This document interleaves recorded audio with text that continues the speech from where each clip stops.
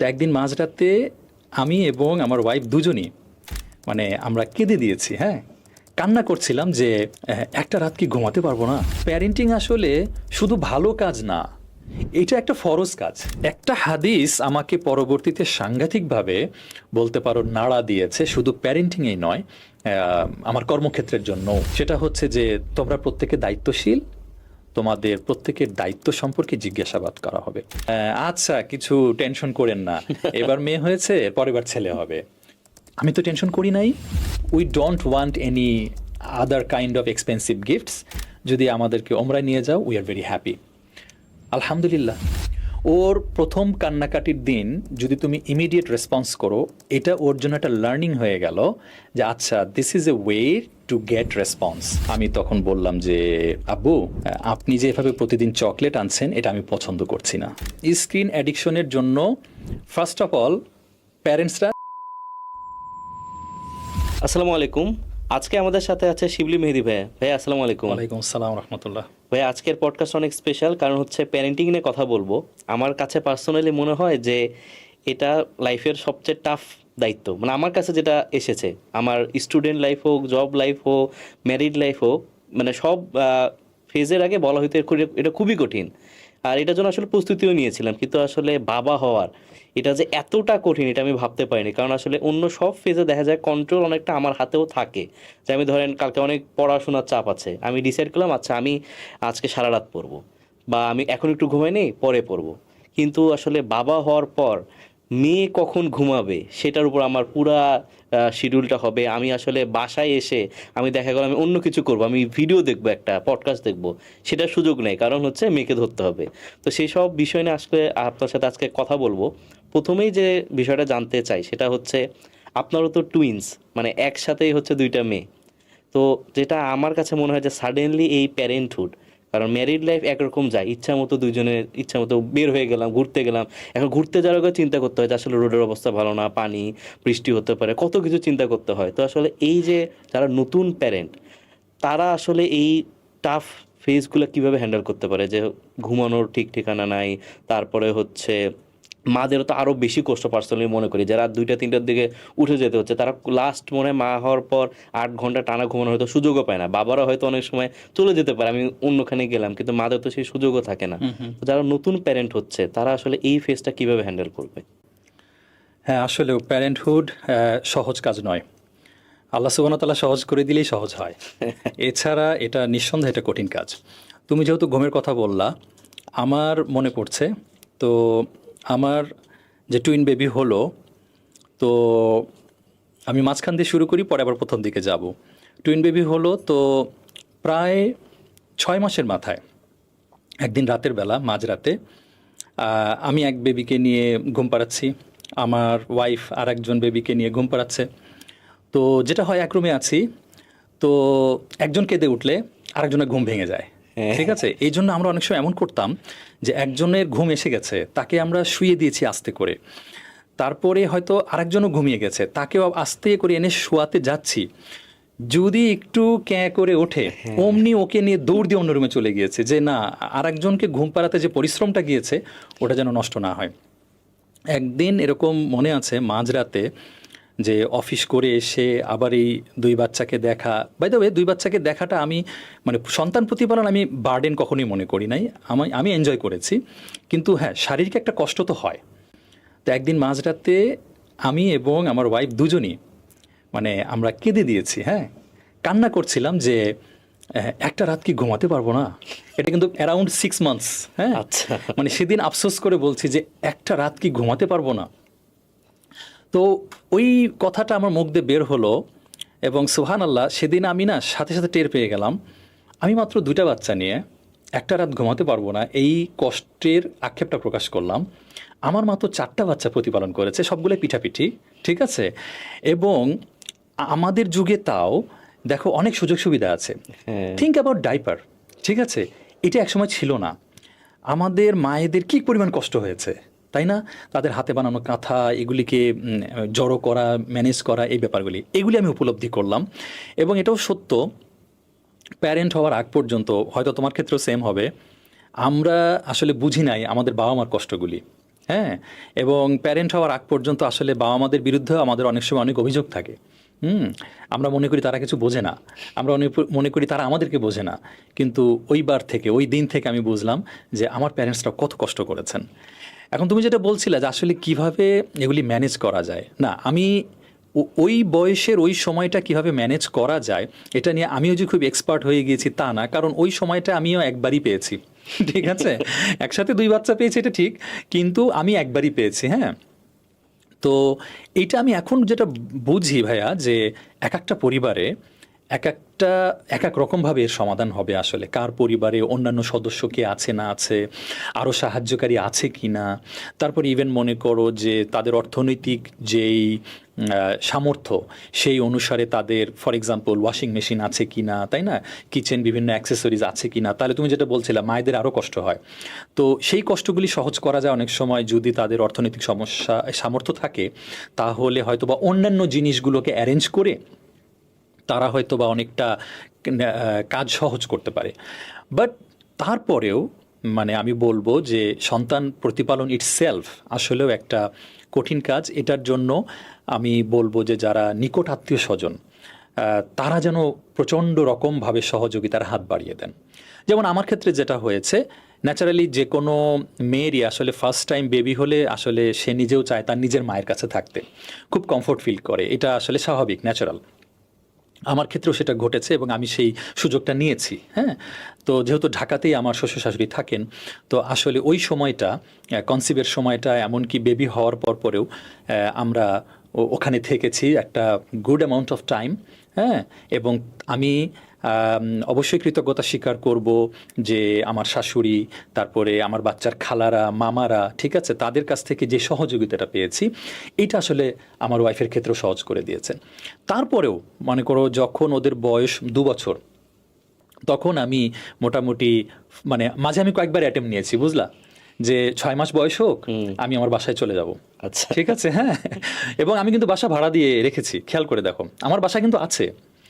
তো 6 মাস বয়সে একবার আমি অ্যাটেম্প নিলাম যে বাসায় উঠি, 2 বাচ্চা নিয়ে গেলাম।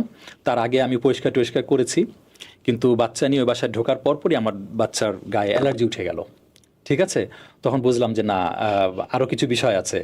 তো তারপর আবার ফিরে গেলাম। এরপরে ভাবলাম যে আচ্ছা ঠিক আছে 1 বছর বয়স হোক, তাহলে মনে হয় একটু সহজ হবে। কিন্তু সেটাও আসলে অ্যাটেম্প নিতে পারলাম না, কারণ আমরা বাসার জন্য কোনো সাহায্যকারী খুঁজে পাচ্ছিলাম না। কারণ আমি যদি অফিস চলে যাই, আমার ওয়াইফের পক্ষে 2 বাচ্চাকে একসাথে রাখা এটা একটা মানে ইম্পসিবল কাজ হওয়ার মতো অবস্থা। বিশেষ করে একবার খেয়াল করে দেখো যে সে যখন ওয়াশরুমে যাবে, ঠিক আছে, এই 2 বাচ্চাকে কিভাবে কোথায় রেখে যাবে? হ্যাঁ, এক বাচ্চাকে রাখতে পারেন হ্যাঁ, হ্যাঁ, হ্যাঁ। এবং এভাবে আমরা দেখো প্রায় 2টা বছর আমার বাসাটা শুধু ভাড়া দিয়ে গেলাম। ঠিক আছে, বাসায় ওঠা হলো না। শেষে আমরা পরিকল্পনা করলাম যে না, অত দূরে বাসায় ওঠা যাবে না, আমরা বরং কাছাকাছি একটা বাসায় নিই, আমার শ্বশুরবাড়ি কাছাকাছি। তো তখন আমি সেটাই করলাম, একদম কাছাকাছি বাসা নিলাম এবং আলহামদুলিল্লাহ সেইখানে ওঠার পরে আমরা যেহেতু সবাই কাছাকাছি, আমি যথেষ্ট সহযোগিতা পেয়েছি। তো আমি এটাই বলবো যে আসলে নিকট আত্মীয় স্বজনদের সহযোগিতা দরকার, কারণ যারা ফার্স্ট টাইম বেবি হয় বিশেষ করে তাদের তো কোনো অভিজ্ঞতা নাই। হ্যাঁ, সে নিজেও জীবনে প্রথম মা হয়েছে, এই ছেলেটাও প্রথম বাবা হয়েছে, তারা অনেক কিছুই জানে না। এবং বিশেষ করে এই যুগে এসে আমি বলবো, আগের যুগে তাও তো ন্যাচারালি মনে করো অনেক কিছু পরিশ্রমের কাজ ছিল, সবাই শারীরিক ফিটনেস ভালো ছিল। এখন তো শহরের পুরুষদেরও নারীদের যাদেরই বলো, অনেক ফিজিক্যাল ফিটনেস কিন্তু কমে গেছে। সুতরাং আমি বলবো যে আত্মীয় স্বজনদের সহযোগিতা প্রচুর পরিমাণে আসা উচিত। আর যাদের অর্থনৈতিক সামর্থ্য আছে তাদের উচিত যতটা হোম অ্যাপ্লায়েন্সের ব্যবস্থা করা যায়, তাহলে অন্ততপক্ষে মায়ের অনেক সুবিধা হয়। আর বিশ্বস্ত সাহায্যকারী দরকার, বিশ্বস্ত সাহায্যকারী এই জন্য দরকার, এটা বলে এই প্রসঙ্গটা শেষ করি। একবার এরকম আমরা তো সাহায্যকারী খুঁজছি, হ্যাঁ, যে রাখতে হবে বাসায়। এর মাঝে একটা নিউজ বের হলো যে একটা বাসায় এরকম বুয়া ছিল, সেই মাটা যখন টয়লেটে গিয়েছে বুয়া বাচ্চা নিয়ে পালিয়ে গেছে। চিন্তা করো, এই নিউজটা পড়ার পর আমি এবং আমার ওয়াইফ ভয় পেয়ে গেলাম যে না, আমরা তো অপরিচিত কাউকে তো রাখা যাবেই না, কারণ না কারণ রেফারেন্সের মাধ্যমেই কোনো সাহায্যকারী রাখতে হবে। কারণ বাচ্চা চুরি হওয়া মানে তুমি কল্পনায়ও ভাবতে পারবা না যে এর থেকে ট্র্যাজেডি মনে হয় আর হতে পারে না কোনো বাবা মার জন্য, তাই না বিষয়টা? তো তারপরে আমরা আসলে ইভেনচুয়ালি যখন ওদের 2 বছর বয়সে আমরা আমাদের সেপারেট বাসায় গিয়ে উঠলাম, এবং যেটা বলছিলাম আশেপাশের নিকট স্বজনদের সহযোগিতা পেয়েছি, এবং আমরা আলহামদুলিল্লাহ নিজেরাও অনেক কিছু ফাইন্ড আউট করতে পারলাম কিভাবে আমরা করব না করব। এবং আমি যেহেতু এক্ষেত্রে পুরুষদের একটা বড় ভূমিকা থাকবে, বাবাদের, আমি যেমন আসলে বন্ধুদের নিয়ে অফিসের পরে অনেক ঘন্টা ধরে আড্ডা দেওয়া এই টাইপের মানুষ না। ঠিক আছে, আমি আমি বন্ধু সুলভ, আমি এক্সট্রোভার্ট, কিন্তু আমার ঘরে 2 বাচ্চা, আমার ওয়াইফ আছে, আর আমি অফিস শেষ করে 2-3 ঘন্টা আড্ডা দিব, তারপরে বাসায় ফিরবো, এইটা ইরেসপন্সিবিলিটি মনে করি আমি। তো সেই ক্ষেত্রে আসলে আমি বলবো যে আমার ফ্যামিলি আমাকে গুড অ্যামাউন্ট অফ টাইম তারা পেয়েছে।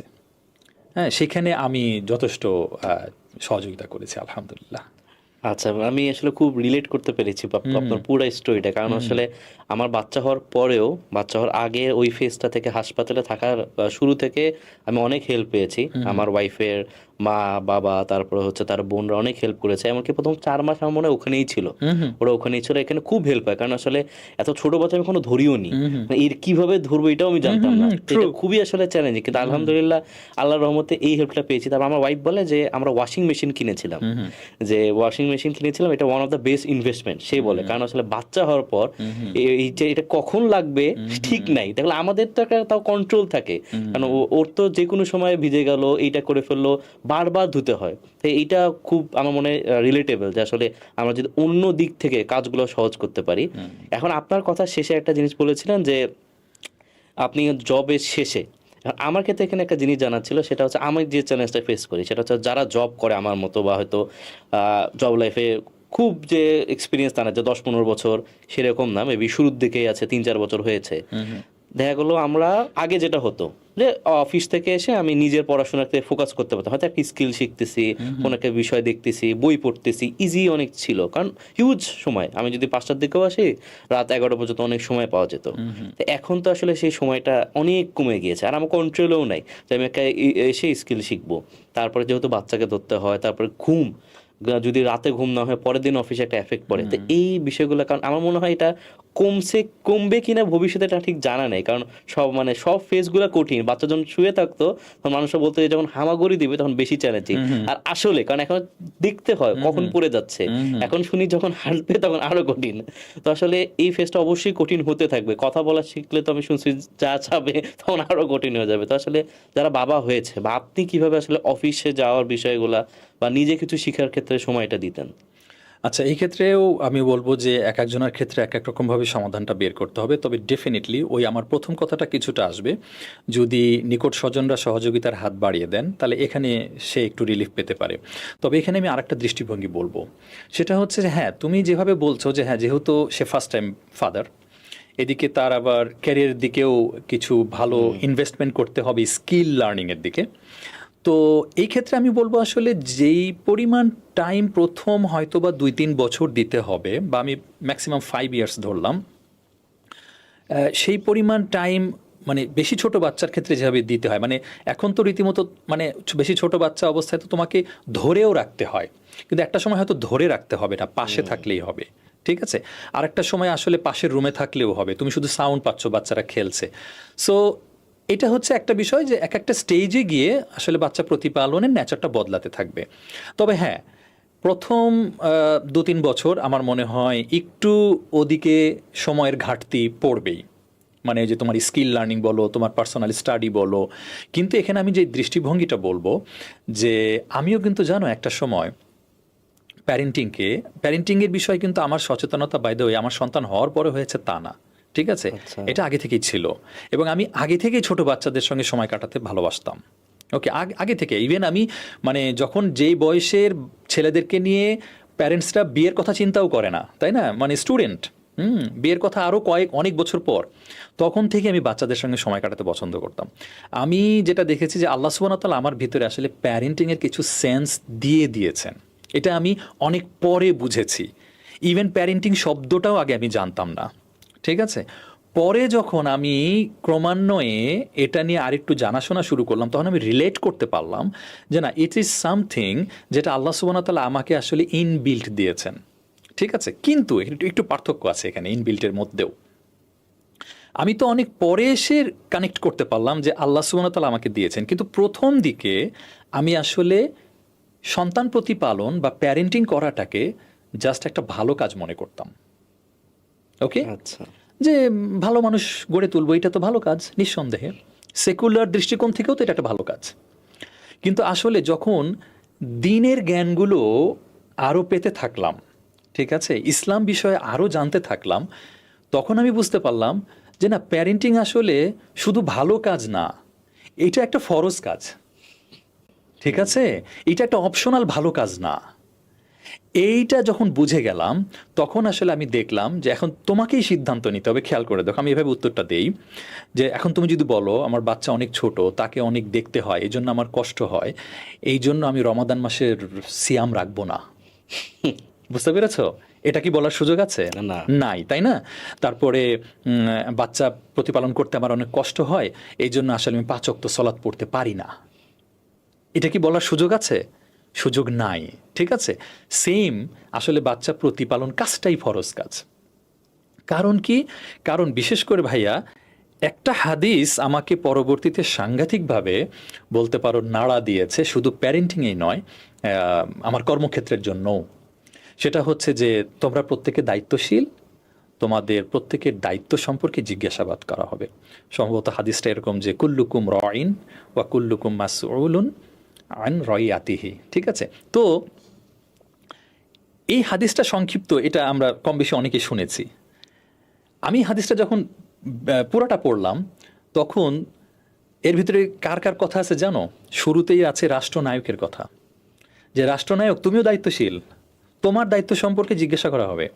শেষে আছে কর্মচারী অথবা দাসের কথা, যে একজন দাসকেও জিজ্ঞাসা করা হবে সে তার মালিকের জিনিসপত্র দায় দায়িত্ব ঠিক মতো পালন করেছে কিনা। মাঝখানে আছে বাবা এবং হাজবেন্ডের কথা এবং মায়ের কথা, বুঝতে পেরেছ? আমি তখন দেখলাম যে ওয়েট এ মিনিট, হাদিসটাতে স্পষ্ট আসলে রাষ্ট্রনায়ক থেকে শুরু করে দাস, এর মাঝে সবাই কাভার্ড হয়ে যায়। আলাদা করে বাবা মা বা হাজব্যান্ড, তাদের কথা উল্লেখ করেছেন, তাদের দায়িত্ব সম্পর্কে। তখন আমি দেখলাম যে না, আমার যে আগের চিন্তাটা ছিল ভাইয়া, যে প্যারেন্টিং করা একটা ভালো কাজ, আমি ভালো মানুষ হব, ভালো মানুষ গড়ব, সুনাগরিক, হ্যাঁ, একটা সুনাগরিক গড়ব, পরে দেখলাম যে না, এইটা আমার জন্য একটা ফরজ কাজ। তো যখন দেখো, আমি একটু আগে বললাম যে বা সন্তান প্রতিপালন করতে গিয়ে তুমি রমাদানের সিয়াম রাখবা না, এটা যেমন সুযোগ নাই, 5 ওয়াক্ত সলাতে অবহেলা করবা, এটার যেমন সুযোগ নাই, তেমনি ইটসেলফ এই কাজটা একটা আবশ্যিক কাজ, ফরজ কাজ। আল্লাহ সুবহানাহু ওয়া তাআলা এটার ব্যাপারে আমাদেরকে জিজ্ঞাসা করবেন, সুতরাং এটাকে তো আমাকে পরিপূর্ণভাবে আদায় করতেই হবে। ইন দ্যাট কেস আমি বলবো তোমাকে ব্যালেন্স করতে হবে। এখন শোনো, এক একজনের ক্যাপাসিটি ক্যাপাবিলিটি এক এক রকম। এখন এটা বলে দেওয়া যাচ্ছে না ভাইয়া যে তুমি ফজরের পরে একটু স্টাডি করো, ঠিক আছে, হ্যাঁ। আসলে কার ঘুমের সাইকেল কেমন, কে তার কর্মক্ষেত্রে কেমন, কোন পজিশনে আছে, তার বাসাতেই পরিবেশটা কেমন, এই সব কিছু মিলে সামহাও আমি বলবো হ্যাঁ, কিছুটা সময় তোমার স্টাডি থেকে দূরে সরে আসতেই হবে, কিছুটা স্কিল ডেভেলপমেন্ট থেকে হয়তো সরে আসতে হবে। কারণ ডেফিনেটলি নতুন মেম্বার পরিবারে এসেছে, তার অধিকার আছে এবং তার প্রতিপালনটা তোমার জবাবদিহিতার অংশ। সুতরাং ওই প্রতিপালনটাও যথাযথভাবে করতে হবে। এটা করতে গিয়ে তুমি কিভাবে তোমার রুটিন সাজাবা, আমি মনে করি সেটা সম্পূর্ণ সেই ব্যক্তির ইনোভেটিভ আইডিয়া থেকে, ক্রিয়েটিভ আইডিয়া থেকেই করে নিতে হবে। বাট আমি যেটা এখন বুঝি ভাইয়া, যদি কেউ সত্যই আল্লাহর সন্তুষ্টির জন্য কোনো কাজ করে, আল্লাহ সুবহানাহু ওয়া তাআলা তার কাজ সহজ করে দেন। এটাই আল্লাহ সুবহানাহু ওয়া তাআলা যখন দেখবেন যে এই নতুন প্যারেন্টস, এই ইয়াং বাবা মা, ওরা আমার দেওয়া এই আমানতকে প্রতিপালন করছে আমার সন্তুষ্টির জন্য, তো আমি ওদের কাজ সহজ করে দিই, ঠিক আছে। আমি এভাবেই বুঝি। এবং তোমার সঙ্গে আরও কথা বলতে গেলে হয়তো এই প্রসঙ্গটা আমার আসবে, তখন আমি আরেকটু খোলাসা করে বলবো।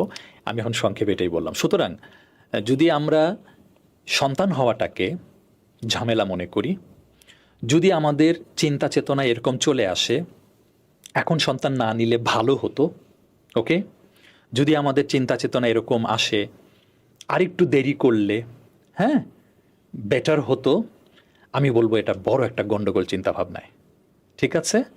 বরং আল্লাহ সুবহানাহু ওয়া তাআলার এটা আমানত, ওর মাধ্যমেই তোমার রিজিক আরও বর্ধিত হবে, ঠিক আছে। তাহলে তুমি কিসের টেনশন করছো তোমার স্কিল ডেভেলপমেন্ট নিয়ে? তোমাকে রিজিক দেবেন কে? আল্লাহ। আল্লাহ দিবেন, তাই না? তুমি কি গ্যারান্টি দিতে পারবা স্কিল বৃদ্ধি হলেই রিজিক বাড়বে? না। তাই না? কিন্তু এটা হতেও পারে তোমার স্কিল ওই তুলনায় বেশি বাড়লো না, কিন্তু ঠিকই নতুন জব অপরচুনিটি পেয়ে গেলা। অসম্ভব নয়। এবং হয়তো গল্পে চলে আসবে, আমার ক্ষেত্রেই হয়েছে। আচ্ছা, সেটা কি এখনই শেয়ার করবো? এটা আমারও আসলে হয়েছে, মানে আমি আচ্ছা, রিলেট করতে ঠিক পারছি। আছে। তাহলে আমারটা আমি শেয়ার করি। হ্যাঁ, আচ্ছা। ঠিক আছে। সেটা হচ্ছে যে, যদি এটা নিয়ে আমি অলরেডি অনলাইনে একবার পোস্ট দিয়েছি, তো সবাই তো সব লেখা পড়েন না, তো পডকাস্টের মাধ্যমে হয়তো অনেকে জানবেন। সেটা হলো, আমি ফুল টাইম জব শুরু করি কিন্তু 1999 সাল থেকে। আচ্ছা। আচ্ছা, তো জব শুরু করলাম এবং প্রায় 1 বছরের মতো জব করলাম। তখন আমার আব্বুও জব করেন, আমার বড় ভাইয়া জব করেন, আমি করি। ঠিক আছে। তো প্রায় 1 বছরের মাথায় আমার আব্বুর জবটা চলে যায়। ঠিক আছে, হ্যাঁ। তো ন্যাচারালি বাসার যিনি ব্রেড আর্নার, তো তিনি একটু টেনশনে পড়ে যান, তাই না? এতগুলি আমরা 4 ভাই বোন, আমার আম্মু আছেন, আব্বু। তো ঠিক আব্বুর জব চলে গেল, আর তার পরের মাসে আমার কিন্তু দেখো 1999 সালে প্রথম ফুল টাইম জব শুরু করলাম, মাত্র 6,000 টাকা বেতনে শুরু করলাম আমি। ঠিক আছে, প্রবেশনের পরে 8,000 হলো, এবং এই 1 বছর ধরে আমি 8,000 টাকার বেতনে জব করছি শেষ মাস পর্যন্ত। হ্যাঁ, এমন সময় আমার একটা নতুন জব হলো এবং সেখানে এক ধাক্কায় 22,000 টাকা। ইউজুয়ালি কিন্তু তুমি খেয়াল করো, 1999 সালে একটা ছেলে 8,000 টাকা বেতন পায়, সে এবার একেবারে 22,000 টাকা বেতনের চাকরি পেয়ে যাবে, এটা কিন্তু একটু চিন্তায় আসলে আসে না। 8 থেকে তুমি 10 হতে পারে, 12 হতে পারে, ম্যাক্সিমাম 15 হতে পারে। ডবলের চেয়ে বেশি। হ্যাঁ। তো আমার ভিতরে উপলব্ধি আসলো ভাইয়া, যে আমার আব্বুর জব চলে গেছে, ওখানে যেহেতু আর্নিংটা বন্ধ হয়ে গেছে, আল্লাহ সুবহানাহু ওয়া তাআলা আমার মাধ্যমে ওই আর্নিংটা অনেকটা যোগান দিলেন। আমি এটা বোঝার সাথে সাথে আমি শুধু আমার যাওয়া আসার যতটুকু হাত খরচ, এতটুকু রেখে পুরো টাকা আমার আম্মিকে দিয়ে দিতাম, যে আম্মি এগুলো রাখেন। আলহামদুলিল্লাহ এভাবে চলতে থাকলো সম্ভবত প্রায় 14 মান্থস। হ্যাঁ, 14 মাস পরে আব্বুর একটা জব হলো। আম্মি বললেন, শিবলি তুমি এখন টাকা জমাও, ঠিক আছে, তোমাকে আর দিতে হবে না। ঠিক আছে, আলহামদুলিল্লাহ। এবার দেখো, আমি মানে লং স্টোরি শর্টে বলার চেষ্টা করি। এরপরে আমার বিয়ের পরিকল্পনা। ঠিক আছে, আমার বিয়ে হলো, আমার ওখানে ট্রিমেন্ডাস একটা ইনক্রিমেন্ট হলো। ঠিক আছে, ওকে। এরপরে দেখো, আমার 2 বেবি হলো। আমি একটু আগে বলছিলাম না যে বেবি হওয়া আমরা ঝামেলা মনে করব না, এখন না নিলে ভালো হতো, পরে হলে বেটার হতো। এই যে এগুলো কিন্তু সমাজে হয়। হয়তো বা ওই মেয়েটার মাটার বান্ধবী বলছে, তুই এখন কেন বেবি নিতে গেলি? হ্যাঁ, এরকম কথা হয় না? অনেক সময় শুধু বান্ধবী কেন, হয়তো বা চাচি, মামি, অনেকে বলে ফেলে। আচ্ছা, তো আমার যে টুইন বেবি, তো ওটার আবার অন্য একটা স্টোরি আছে, ওটা আজকে প্রসঙ্গ আসবে কিনা শেয়ার করবো ইনশাল্লাহ। আচ্ছা, তো তোমার যেহেতু টুইন বেবি, তারা প্রথমে আসলে যেহেতু এক মায়ের পেট দুজন মিলে শেয়ার করেছে, দুজনের ওজন একটু কম ছিল, ইউজুয়ালি সব টুইনদের এমন হয়। তো যার জন্য প্রথম দিকে আসলে ওদের একটু ডক্টর ভিজিট বেশি করতে হয়েছে। তো যখন ডক্টর কাছে যেতাম, তোমার ডবল ডক্টর ভিজিট, ডক্টর একসঙ্গে 2 বেবিকে দেখছে, ওনার ভিজিট ডবল ছিল। ঠিক আছে, তারপরে মনে করো বাচ্চার জন্য যে দুধ কিনতাম, হ্যাঁ, সেটা ডবল, ডাইপার কিনতাম ডবল। কিন্তু বিশ্বাস করো ভাইয়া, এই যে ডবল ডবল খরচ, এইটা নিয়ে আমার না বিন্দুমাত্র ছিল না যে খরচ বেশি হয়ে যাচ্ছে, এটা আমি এখন পর্যন্ত ভাবি না। ওকে, একদিন আমার 2 বাচ্চাকে নিয়ে, ওদের একটা কানের সমস্যা নিয়ে, হ্যাঁ, ছোটো বাচ্চাদের অনেক সময় যে দুধ খাতে গিয়ে হয়তো কান পেকে যায়, এরকম আমরা একটা হসপিটালে টিকিট কেটে বসে আছি। ওকে, আমার ওয়াইফের কোলে 1 বাচ্চা, আমার কোলে 1 বাচ্চা। এমন সময় একজন কলিগ ফোন দিলেন আমাকে, শিবলি ভাই কেমন আছেন? আলহামদুলিল্লাহ ভালো। শিবলি ভাই কোথায় আছেন? এই তো অমুক জায়গায় আছি। তো শিবলি ভাই আপনি কি জব টপ করবেন নাকি, জব টপ খুঁজতেছেন? তে আমি বললাম যে না, জব খুঁজতেছি না, তবে কোনো অফার আছে নাকি? বলে হ্যাঁ, আমি যেখানে আছি এখানে অফার আছে, তো আমি আপনাকে নিতে চাই। এবং সে নিজে থেকেই বলল স্যালারিটা, এবং ওই সময় যেই স্যালারিটা পাচ্ছিলাম again double. Not only that ভাইয়া, বললো যে এখানে মেডিকেল বেনিফিটও আছে। মেডিকেল বেনিফিট ইনক্লুডিং আমি, আমার ওয়াইফ, আমার 2 বাচ্চা। Did you see? আমি কি বললাম একটু আগে, বাচ্চা কিনে ফ্রিকুয়েন্টলি আমাকে ডক্টর ভিজিট করতে হতো। ওকে, আমি তো ওখানে বললাম যে হ্যাঁ ভাই আমি তো রাজি আছি, আমি কি সিভিটা পাঠাবো? বলে হ্যাঁ সিভিটা পাঠিয়ে দেন। এই আলহামদুলিল্লাহ ওখানে হয়ে গেল। ওখানে আমি দীর্ঘ বছর জব করলাম। ওকে, তো দেখো আমি যেটা বলবো ভাইয়া যে মানে এর মাঝে কই আমি তো স্কিল ডেভেলপমেন্ট নিয়ে এত চিন্তা করি নাই, কিন্তু রিজিকের ফয়সালা কে করেন? আল্লাহ। আল্লাহ। তো চিন্তাটা তার দিকেই থাকুক। মানে স্কিল হলেই যে রিজিক আসবে রাইট তা না। রাইট। আমি বাই হয়তো এর মাধ্যমেই আল্লাহ আমার রিজিক বাড়িয়ে দিচ্ছে। রাইট, আমি নিরুৎসাহিত করছি না, কিন্তু বাই দ্য ওয়ে কেউ যেন ভুল মেসেজ এখান থেকে ইন্টারপ্রেট না করে যে আমি হাত পা গুটিয়ে বসে থাকবো। ডেফিনেটলি আমিও ওই সময় আমার সাধ্যমতো করেছি, কিন্তু ব্যালান্স করতে হবে। ডেফিনেটলি আমি তো ওই সময় অফিস গিয়েছি, আমি তো 6 মাসের মাথায় বললামই তো, আমি তো কেঁদে ফেলেছি যে একটা রাত কি ঘুমাতে পারবো না, তার মানে কষ্ট হয়েছে। Okay, and everybody will have to go through this pain. আমি এটাই বিশ্বাস করি, কারণ পিতামাতার মর্যাদাটা কত দিয়েছেন আল্লাহ সুবহানাহু ওয়া তাআলা, খেয়াল করেছো? হ্যাঁ, কত দিয়েছেন। তো এই মর্যাদাটা কি ভাই তুমি আমি এই যে সোফায় বসে বসে পেয়ে যাব? বলো, আসলেই। ঠিক না? তো যত মর্যাদা রেসপন্সিবিলিটি তত বেশি, ঠিক আছে? হ্যাঁ, সুতরাং এবার ওই যে আমি যেটা বলছিলাম, আমরা যদি আল্লাহর সন্তুষ্টির জন্য করতে থাকি, আল্লাহর প্রতি নারাজ না থাকি, আলহামদুলিল্লাহ উনি সহজ করে দিবেন। উনি সহজ করে দিয়েছেন। আমি আমার রিজিকের স্টোরি তো তোমাকে বললামই, ঠিক আছে? এবং ভাইয়া আমি এখনও বিশ্বাস করি যে, এবং আমি আমার ফ্যামিলিকে এটা শেয়ার করেছি যে শোনো, আমি আমার কর্মদক্ষতায় যোগ্যতায় যা আর্ন করি এই আর্নিংটা, এই স্যালারিটার যোগ্য আমি না। এই স্যালারিটা পাওয়ার মতো স্কিল আসলে আমার নাই। এখানে আমার বাবা মার অংশ আছে, এখানে আমার ওয়াইফের অংশ আছে, এখানে আমার 2 মেয়ের অংশ আছে, ঠিক আছে? হ্যাঁ, আমি তাদেরকে বলেছি এবং এটা আমি এখনো বিশ্বাস করি। আমি 8,000 টাকার স্কিলের লোক, ঠিক আছে? আল্লাহ সুবহানাহু ওয়া তাআলা যেহেতু দেখেছেন যে আমি তাকে নিয়ামত দিয়েছি, সেটা নিয়ে তার কিছু নিকট স্বজন অনেক সময় শুনিয়েছে আল্লাহ দিল 2টাই মেয়ে সন্তান দিল, ঠিক আছে? এটা নিয়ে আমার বিন্দুমাত্র কষ্ট আক্ষেপ ছিল না, এখনো নাই, ঠিক আছে? তারপরে আমরা ভাইয়া ওই যে যেটা বলছিলাম, ফ্রিকোয়েন্টলি হসপিটাল ভিজিট করতে হয়েছে, ক্লিনিক যেতে হয়েছে। তো অনেক সময় এমন হয়েছে যে আমার ওয়াইফ একটু বেশি অসুস্থ, আমি 2 বাচ্চাকে কাঁধে নিয়ে, এই কাঁধে একজন, এই কাঁধে একজন, হ্যাঁ, নিয়ে আমি এভাবে বসে আছি কিন্তু এই হাসপাতালের চেয়ারে। তো টুইন দেখলেই না অনেকেই একটু পছন্দ করে, কাছে আসে, দেখতে চায়। তো অনেক মহিলা মানে এবার বলতে পারো প্রত্যেকবার কেউ না কেউ কাছে এসেছে, জিজ্ঞেস করে কি জমজ? আমি বললাম জি। জিজ্ঞেস করে কি ছেলে না মেয়ে? আমি বললাম মেয়ে। 2টোই মেয়ে? আমি বললাম যে 2টোই মেয়ে। এরপরে বলে কি আর করবেন, আল্লাহ দিচ্ছে, ঠিক আছে? আমি মনে মনে বলি did I complain to you?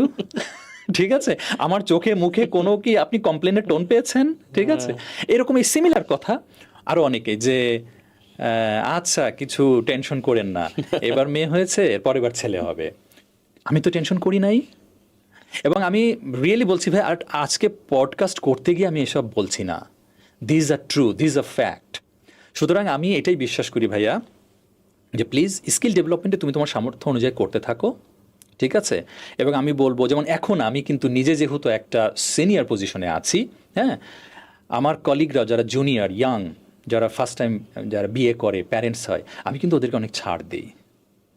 এটাও আমি বলবো এই সুযোগে, যারা টপ ম্যানেজমেন্টে আছেন, টিম লিডারে আছেন, টিমের যখন কেউ প্যারেন্ট হয় তাকে ছাড় দেন, বেশি কড়া হয়েন না তার প্রতি। আপনার অফিসে যদি লেট রুল থাকে, তার জন্য লেটটা শিথিল করেন। আপনার অফিসে যদি তাকে যেই পরিমাণ কাজ দেওয়া হয়, প্রয়োজনে তাকে একটু কমায় দেন। যদি এর মাঝে সে একটু অফিসে কিছু সময় ন্যাপ নিতে চায়, তাকে ন্যাপ নিতে দেন, ঠিক আছে? এটা আপনারও সওয়াব হবে, আপনার অফিসেরও রিজিক বাড়বে। আমাদের ব্যক্তিগত রিজিকও যেমন বেড়েছে, অ্যাজ এ হোল কোম্পানিরও রিজিক বাড়বে। হ্যাঁ, কারণ আল্লাহ সুবহানাহু ওয়া তাআলা বলছেন যদি কেউ কারো কাজ সহজ করে দেয়, আমি তার কাজ সহজ করে দিই, ঠিক আছে?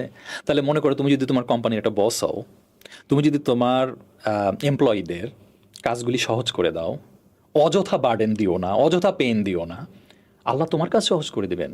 তুমি তো এই কোম্পানিটা দিয়েছো কি জন্য? তোমারও তো আর্নিং, তাই না? বিষয়টা আল্লাহ এখানেও রিজিক বাড়ায় দিবেন, আল্লাহ এখানেও সহজ করে দেবেন ইনশাআল্লাহ। এটা মানে খুব গভীর কথা বলেন। আর আপনি যখন রিজিকের কথাটা বলতেছিলেন, আমি যদি আমারটা বলি ছোট করে, সেটা হচ্ছে আমি বিয়ে করেছিলাম তখন হচ্ছে মানে আমার পড়াশোনা শেষ, মানে সার্টিফিকেটও আসেনি, বা সার্টিফিকেট যেদিন আসবে তার 2-3 দিন পর বিয়ে ছিল আমার। তো তখন আমার ইনকাম ছিল না মানে ওই স্টেটে, কিন্তু আমার ফার্স্ট ইন্টারভিউতেও আমার আলহামদুলিল্লাহ জব হয়ে যায়। তারপর তখন আমি বুঝতে পারিনি যে এটা আসলে কত বড় নিয়ামত। পরেও যখন দেখি যে আসলে এই জব মার্কেটে প্রথম ইন্টারভিউতে জব হওয়া মানে একটা হিউজ ব্যাপার, তা আল্লাহর রহমতে আমার হয়ে গিয়েছিল। আমি কোথাও অ্যাপ্লাই করিনি, মানে আর ফোনের মাধ্যমে আসলে জবটা হয়েছিল, বলতে হচ্ছে আমার চেনার মানুষের মাধ্যমে, যে এখানে একটা ফাঁকা আছে তাহলে আমি ইন্টারভিউ দিতে চলে যাই। তো অনেকটা আলহামদুলিল্লাহ মানে আল্লাহর রহমত যে সাডেনলি আমার 1 টাকাও ছিল না, আমার বিয়ে করার পর আমার সাডেনলি একটা বড় ইনকাম হয়ে গেল। আর বাচ্চা হওয়ার সময়ও আমি এটা দেখেছি যে আপনি যেটা বললেন যে আপনাকে ফোন কল এসেছিল, আমারও আসলে গ্রিন টেক থেকে এভাবে নাবিল ভাই ওই রকম একটা ফেজে কল দিয়েছিলেন যে একটা স্লট ফাঁকা আছে। আর আমার বাসাও যখন দূরে হয়ে যায় তখন আল্লাহর রহমতে রিমোট জব হয়ে যায়, মানে সব কিছু আল্লাহর রহমতে মানে আল্লাহই পাঠায় দেয়।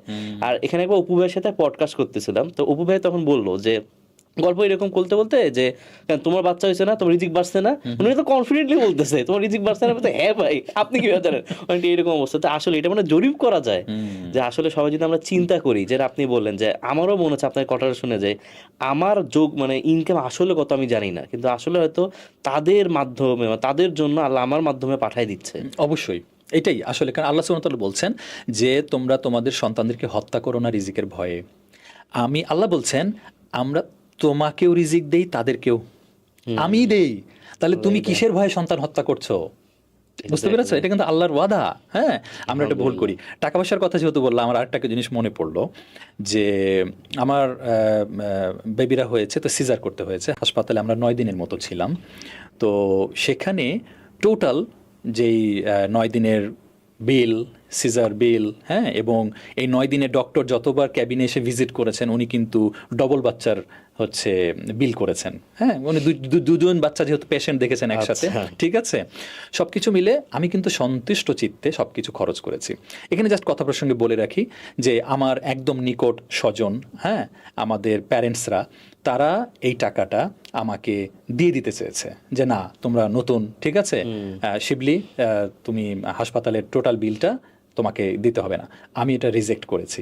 এখানেও বলি আমার ভিতরে না কেন জানি একটা প্রবণতা ছিল আমার সন্তানকে আমার আর্নিং দিয়ে প্রতিপালন করব, ঠিক আছে, হ্যাঁ, আমার আর্নিং দিয়ে প্রতিপালন করবো। সুতরাং ইভেন ওদের যে দুধ কেনার জন্য, হ্যাঁ, যেহেতু টুইন বেবি, তো ন্যাচারালি মানে ডবল ডবল সব কিছু, এটার জন্যও যে দুধ কিনে দেই, হ্যাঁ, না, আমি আমার টাকা দিই, আমার সন্তানের প্রতিপালন হবে আমার টাকা দিয়ে, ঠিক আছে, হ্যাঁ, আমার হালাল রিজিক আমি আল্লাহ আমাকে দিয়েছেন, এবং আলহামদুলিল্লাহ আল্লাহ দিচ্ছেন, ওদেরকে প্রতিপালন তো এখনো করছি, ঠিক আছে, আল্লাহ দিয়ে আসতেছেন আলহামদুলিল্লাহ। এবং কখনো আমাদের এটা নিয়ে একবারের জন্য দুশ্চিন্তাগ্রস্ত হতে হয় নাই, ঠিক আছে।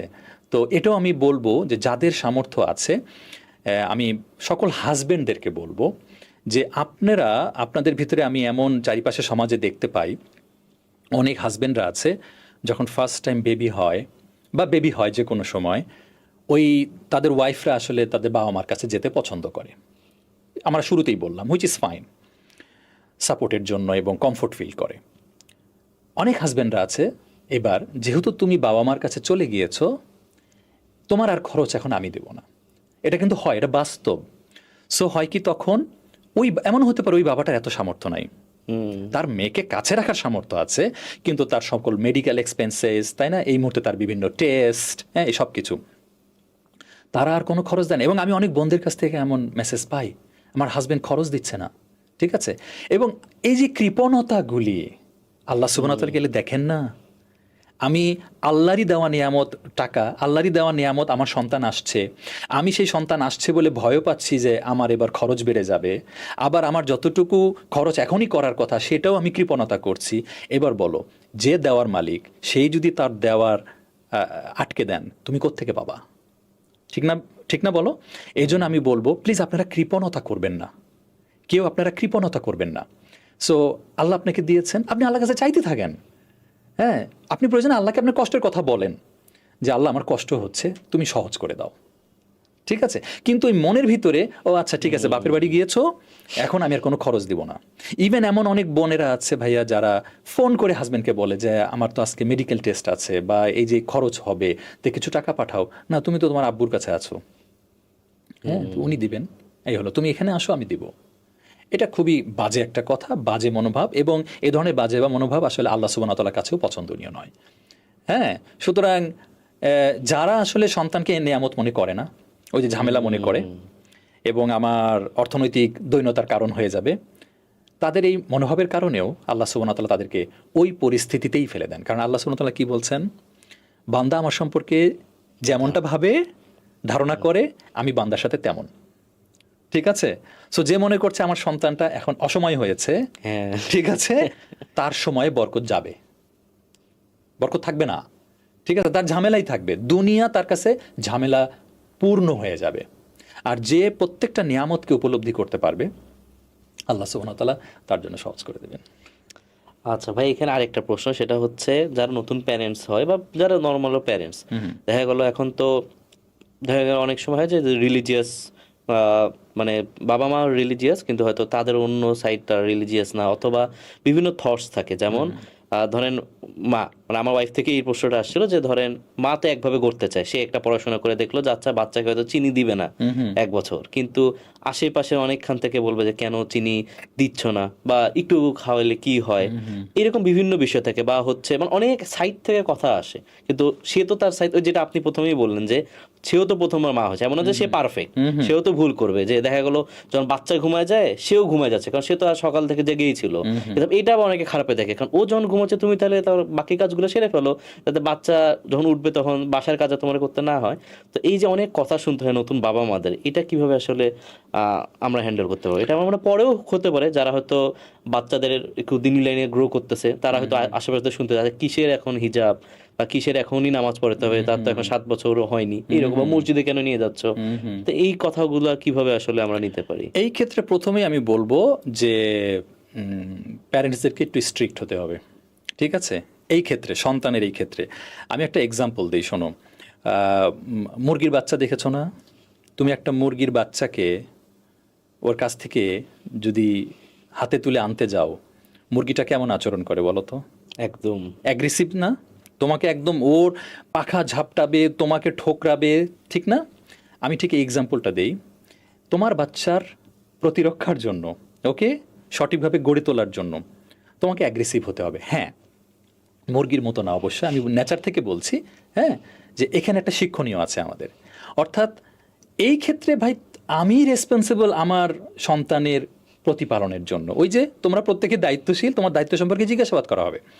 সো এখানে আমি অন্যদেরকে এতটা অধিকার দেব না যেটা আমার বাচ্চার জন্য ক্ষতিকর।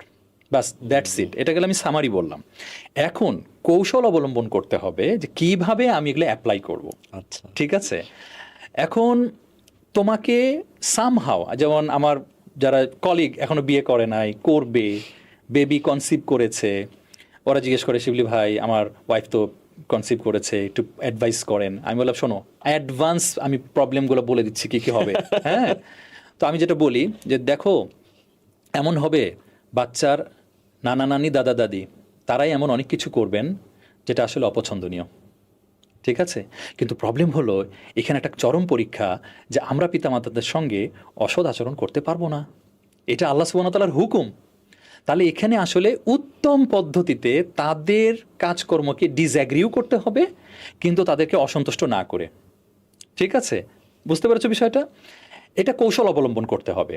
এখন কার বাবা মা কেমন শিক্ষাগত যোগ্যতা রাখে, কেমন পার্সোনালিটির, কেমন অর্থনৈতিক সামর্থ্য, এই সব কিছুর উপর ভ্যারি করতে পারে। তো যেমন আমার ক্ষেত্রে যখন মনে করো আমার বাচ্চাদের জন্য ওদের গ্র্যান্ড প্যারেন্ট নিয়মিত চকলেট নিয়ে আসতেন। ঠিক আছে, বুক পকেটে চকলেট রাখতেন, এই যে বারের মতো বার চকলেট। তো এসেই 2 বাচ্চাকে কোলে নিতেন, আমার 2 মেয়েকে নিয়ে। আমার 2 মেয়ে বুঝে গেছে পকেটে চকলেট, তারা চকলেটটা বের করে। তো তাদের গ্র্যান্ড প্যারেন্ট খুব মজা পায় এতে। তো ওকে, আমি ফার্স্ট ডে ফাইন, দেখলাম সেকেন্ড ডেও সেম। ঠিক আছে, আমি ভাবলাম আচ্ছা হতেই পারে সেকেন্ড ডে সেম, দেখলাম থার্ড ডেও সেম, এবং এটা কিন্তু কন্টিনিউয়াস, হ্যাঁ, first day, second day, third day continuous. আমি দেখলাম তৃতীয় দিন, তখন আমি একটু চিন্তা করলাম, no this is not going well. হ্যাঁ, পরপর 3 দিন আমার মেয়েরা এভাবে তাদের গ্র্যান্ড প্যারেন্ট থেকে চকলেট পাচ্ছে একই প্যাটার্নে, এটা আমি পছন্দ করছি না। চতুর্থ দিনও ঘটলো, বুঝতে পেরেছো? চতুর্থ দিন আমি প্রিপারেশন নিয়ে ফেললাম, আর একদিন ঘটলে আমি এটা নিয়ে কথা বলবো। ওকে, খেয়াল করো, মাত্র পঞ্চম দিনের মাথায় বা পঞ্চম সপ্তম কোনো একটা দিনের মাথায় আমি তখন বললাম যে আব্বু, আপনি যে এভাবে প্রতিদিন চকলেট আনছেন এটা আমি পছন্দ করছি না। খেয়াল করো, আমি সিম্পল এক্সাম্পলটা দিলাম ভাইয়া, যে তোমার যে জায়গায় কথা বলতে হবে, এটা তোমার সন্তান, তোমার জবাবদিহিতা, ঠিক আছে? একটা তো জবাবদিহিতা দিনের ব্যাপারে আছেই, কিন্তু এই যে মানে কোনটা ক্ষতিকর খাবার, ঠিক না বিষয়টা, কোনটা কি, সেগুলোও তো তোমারই দায়িত্ব। আর একটা কথা বলি, নানা নানি দাদা দাদিরা তারা আসলে ক্ষতি চান না, তারা ভালোই বাসেন। প্রবলেম ইজ তাদের ভালোবাসার উপায় উপকরণগুলো হয়তো বা ক্ষতিকর। যেমন এখন আমি অনেক নানা নানি দাদা দাদিকে দেখি, একদম নবজাতক না, সরি, মনে করো 6 মাসের বাচ্চা, 6 মাসের বাচ্চা কিন্তু মোটামুটি কিউট হয় বেশ, হ্যাঁ ঠিক আছে। তো দেখা হলেই হয়তো বলে ফেলে, এই নানু কি মোবাইল নেবে, মোবাইল। হ্যাঁ, এটা কিন্তু নানা নানি দাদা দাদিদের কমন একটা অফার। এবং কোলে নিলেও হয়তো বা তারা মোবাইলটাই হাতে দিবে, হোক সেটা বাটন ফোন আর স্মার্টফোন। হ্যাঁ, অনেক নানা নানি দাদা দাদি এখনও বাটন ফোন ইউজ করে। তো মোবাইল নেবে, মোবাইল। আমি তো তখন আপত্তি করি, না ডোন্ট ডু দিস প্লিজ, ঠিক আছে, ওর সঙ্গে অন্য কিছু করেন, মোবাইল না। তো এখন কথা হলো কি, তোমাকে না তোমার পরিবারে এটা প্রতিষ্ঠিত করতে পারতে হবে যে তুমি তোমার সন্তানদের জন্য সেন্সিটিভ, ওই যে মুরগির মতো, ঠিক আছে? তুমি তোমার সন্তানদের জন্য সেন্সিটিভ, তাদের প্রতিপালনের ব্যাপারে তুমি কেয়ারফুল, এটা তাদেরকে বুঝাইতে পারতে হবে। কিভাবে বুঝাবা? তুমি 2-1টা প্যারেন্টিং বই তোমার বাসায় রাখবা, ঠিক আছে? ওগুলা যে পড়ছো মার্কিং থাকবে, তারা দেখবে কিন্তু অবচেতন মনে বুঝবে যে সাধারণত কোনো বাসায় গিয়ে কি ওপেনলি এরকম প্যারেন্টিং বই থাকে। যখন দেখলো আচ্ছা এরা তো প্যারেন্টিং নিয়ে আসলেও কেয়ারফুল। শুধু তাই না, কম বেশি তুমি মনে করো কথার কথা তোমার শ্বশুর বাড়ি গেলা, তোমার কোনো আত্মীয়র বাড়ি গেলা, হ্যাঁ, তোমার নিজের বাবা মার কাছে গেলা, প্যারেন্টিং নিয়ে মাঝে মাঝে কথা বলবা, তারা কিন্তু মানে অবচেতনভাবে মেসেজটা পেয়ে যাবে যে তুমি তোমার সন্তানের ব্যাপারে কেয়ারফুল। আমার ক্ষেত্রে এটা খুব হেল্প করেছে, যেহেতু আমি প্যারেন্টিং নিয়ে আসলে বহু আগে থেকে লেখালেখি কথাবার্তা বলতাম।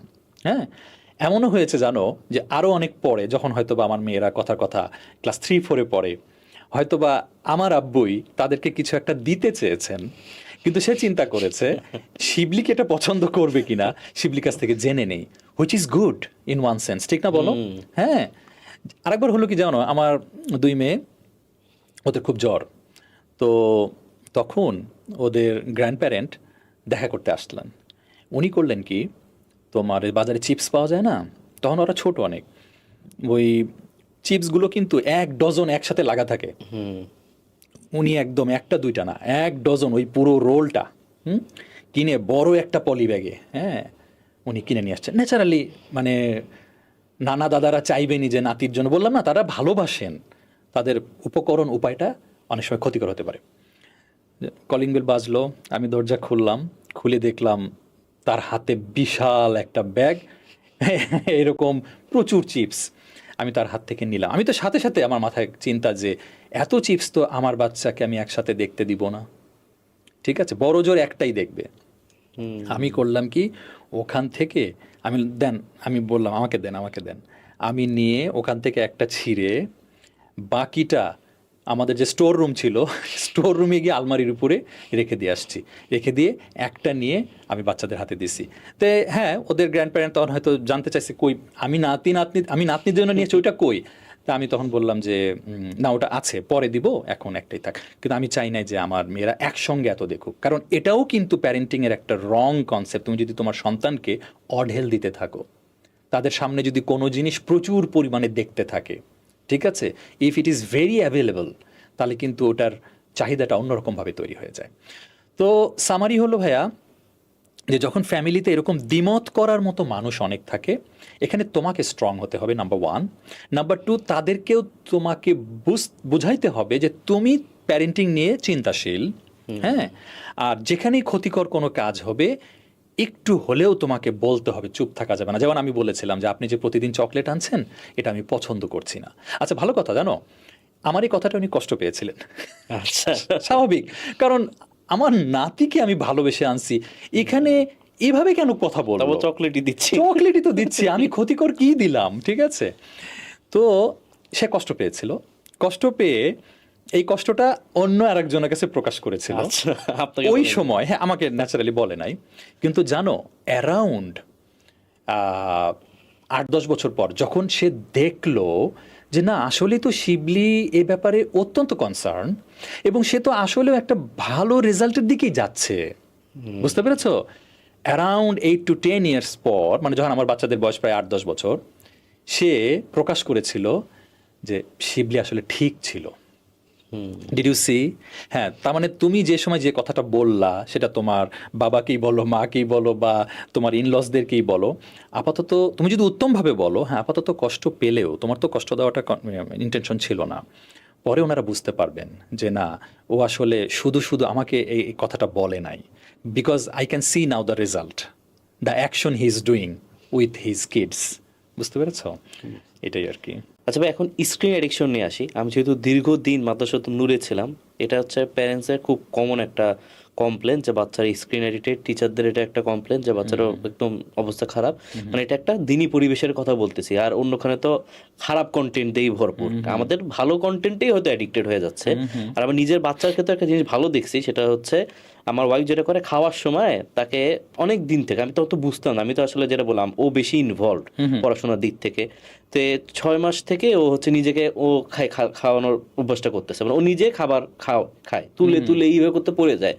এটা আবার অন্যরা খুব বিরক্ত, আমিও তার মধ্যে হয়তো অন্য, কারণ হচ্ছে আশেপাশে থাকা যায় না। ও পুরা গা দিয়ে খাবার ভরে এই দিক দিয়ে পড়তেছে, এই দিক দিয়ে পড়তেছে, খাবার পুরা শেষ করতে টেবিল দিয়ে ফেলে দিচ্ছে।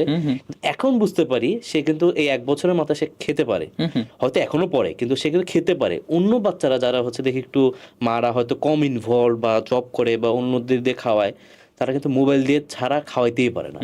মোবাইলটা একটা মাস্ট। তো আসলে এখন বাচ্চাদের ক্ষেত্রে যারা স্ক্রিন এডিক্টেড মানে হয়ে, দুইটা প্রশ্ন, একটা হচ্ছে হয়নি তাদের জন্য কি করণীয়, যারা হয়ে গিয়েছে তারা কি করবে? হ্যাঁ, তোমার এই দুইটা প্রশ্নের আমি আসলে প্রথমটা নিয়ে একটু বেশি কথা বলবো। যারা হয়ে গেছে তাদের জন্য কষ্ট আসলে থাকবে, কারণ ভুক্তভোগী হতেই হবে, কারণ তারা একটা খারাপ কাজ করে ফেলেছে। ঠিক আছে, আচ্ছা প্রথমটা হচ্ছে স্ক্রিন অ্যাডিকশনের জন্য ফার্স্ট অফ অল প্যারেন্টসরা নিজেরা যেন অ্যাডিক্টেড না থাকে। ওকে, কারণ সন্তানরা, আমরা এটা খেয়াল রাখবো যে তারা আসলে কান দিয়ে শোনে না, তারা চোখ দিয়ে শোনে। ওকে, এটা কিন্তু প্যারেন্টিংয়ের একটা মানে এটা একটা বাণী। হ্যাঁ, এটা আমাদের খেয়াল রাখতে হবে। এটা যদি আমরা বুঝতে পারি তাহলে দেখতে হবে যে আসলে আমরা যতই সন্তানকে বলি এই মোবাইল ধরবা না, এই ওটা করবা না, হ্যাঁ এটা করো ওটা করো, এটা সব শুনছে। ওকে, আসলে কান দিয়ে তারা কম শোনে, বেশি শোনে চোখ দিয়ে। তার মানে আসলে আমি যেটা নিষেধ করছি ওটা যদি আমি না করি এইটা বেশি ইফেক্টিভ। ঠিক আছে, ওটা তখন তারা দেখবে যে হ্যাঁ আমার আব্বু আমার আম্মু যা বলে সেটা তারা করে, then the whole message is very concrete. ঠিক আছে, আমি একটা অন্য গল্প বলে আমি এই আবার ফিরে আসবো। হ্যাঁ, একটা এটা এটা জানি না গল্প সত্য ঘটনাই আমি শুনেছি সত্য ঘটনা হিসেবে, অবশ্যই এটা কোনো মানে হাদিসের কথা নয়। কোনো একটা এলাকায়, ঠিক আছে, এলাকাবাসীরা ইমাম সাহেবকে বলছিলেন যে আপনি জুমার খুতবায় একটু ওই দাস মুক্তি নিয়ে একটু কথা বলবেন। হ্যাঁ, অলরেডি দাস অনেকের কাছে নাই, কোনো একটা ফ্যামিলিতে আছে একটা দুটা, ঠিক আছে, কিন্তু সেখানে নাকি ভালো আচরণ করা হচ্ছে না। ঠিক আছে, এটা অনেকে এলাকাবাসী জানতে পেরেছে, আমার যদ্দূর মনে পড়ছে ঘটনাটা। তো ইমাম সাহেবকে বলেছিল যে আপনি একটু এই দাসদের প্রতি আচরণ, দাস মুক্ত করে দেওয়া, ঠিক আছে, এটা যে কত সওয়াবের কাজ, হ্যাঁ এইটা আপনি একটু জানাবেন, সবাইকে বলবেন। তো ইমাম সাহেব সেটা শুনেছেন। ইমাম সাহেব পরের জুম্মায় এ বিষয়ে কোনো কথা বলেন নাই। তো ওই যারা তার কাছে প্রস্তাব নিয়ে গিয়েছিল তারা একটু অবাক হলো, তারা ভাবলো আচ্ছা ঠিক আছে মনে হয় পরের জুমায় বলবে। ওকে, পরের জুমাতে উনি বলেন নাই। ওনারা একটু এবার ভাবলেন যে কী ব্যাপার, আমাদের কথা কি পাত্তা দিলেন না। থার্ড জুমাতে উনি বলেন নাই। এবার ওনারা একটু মানে মনক্ষুণ্ণই হলেন যে না ইমাম সাহেবকে আবার তো বলতেই হয়। ঠিক আছে, ফোর্থ জুমা পর্যন্ত অপেক্ষা করলেন, সম্ভবত ফোর্থ জুমায় গিয়ে ইমাম সাহেব বললেন। হ্যাঁ, তখন ওনারা গিয়ে বললেন যে সেই আপনি বললেনই, এত দেরি করলেন কেন? 1 মাসের মতো আমরা সবাই মিলে অনুরোধ করলাম। উনি তখন বললেন যে আমি কিভাবে এই বিষয়ে তোমাদের সবাইকে বলবো যেখানে কিনা আমার বাসায় একটা দাস ছিল। আচ্ছা। সো আমি আগে তাকে মুক্ত করেছি, that took time, okay.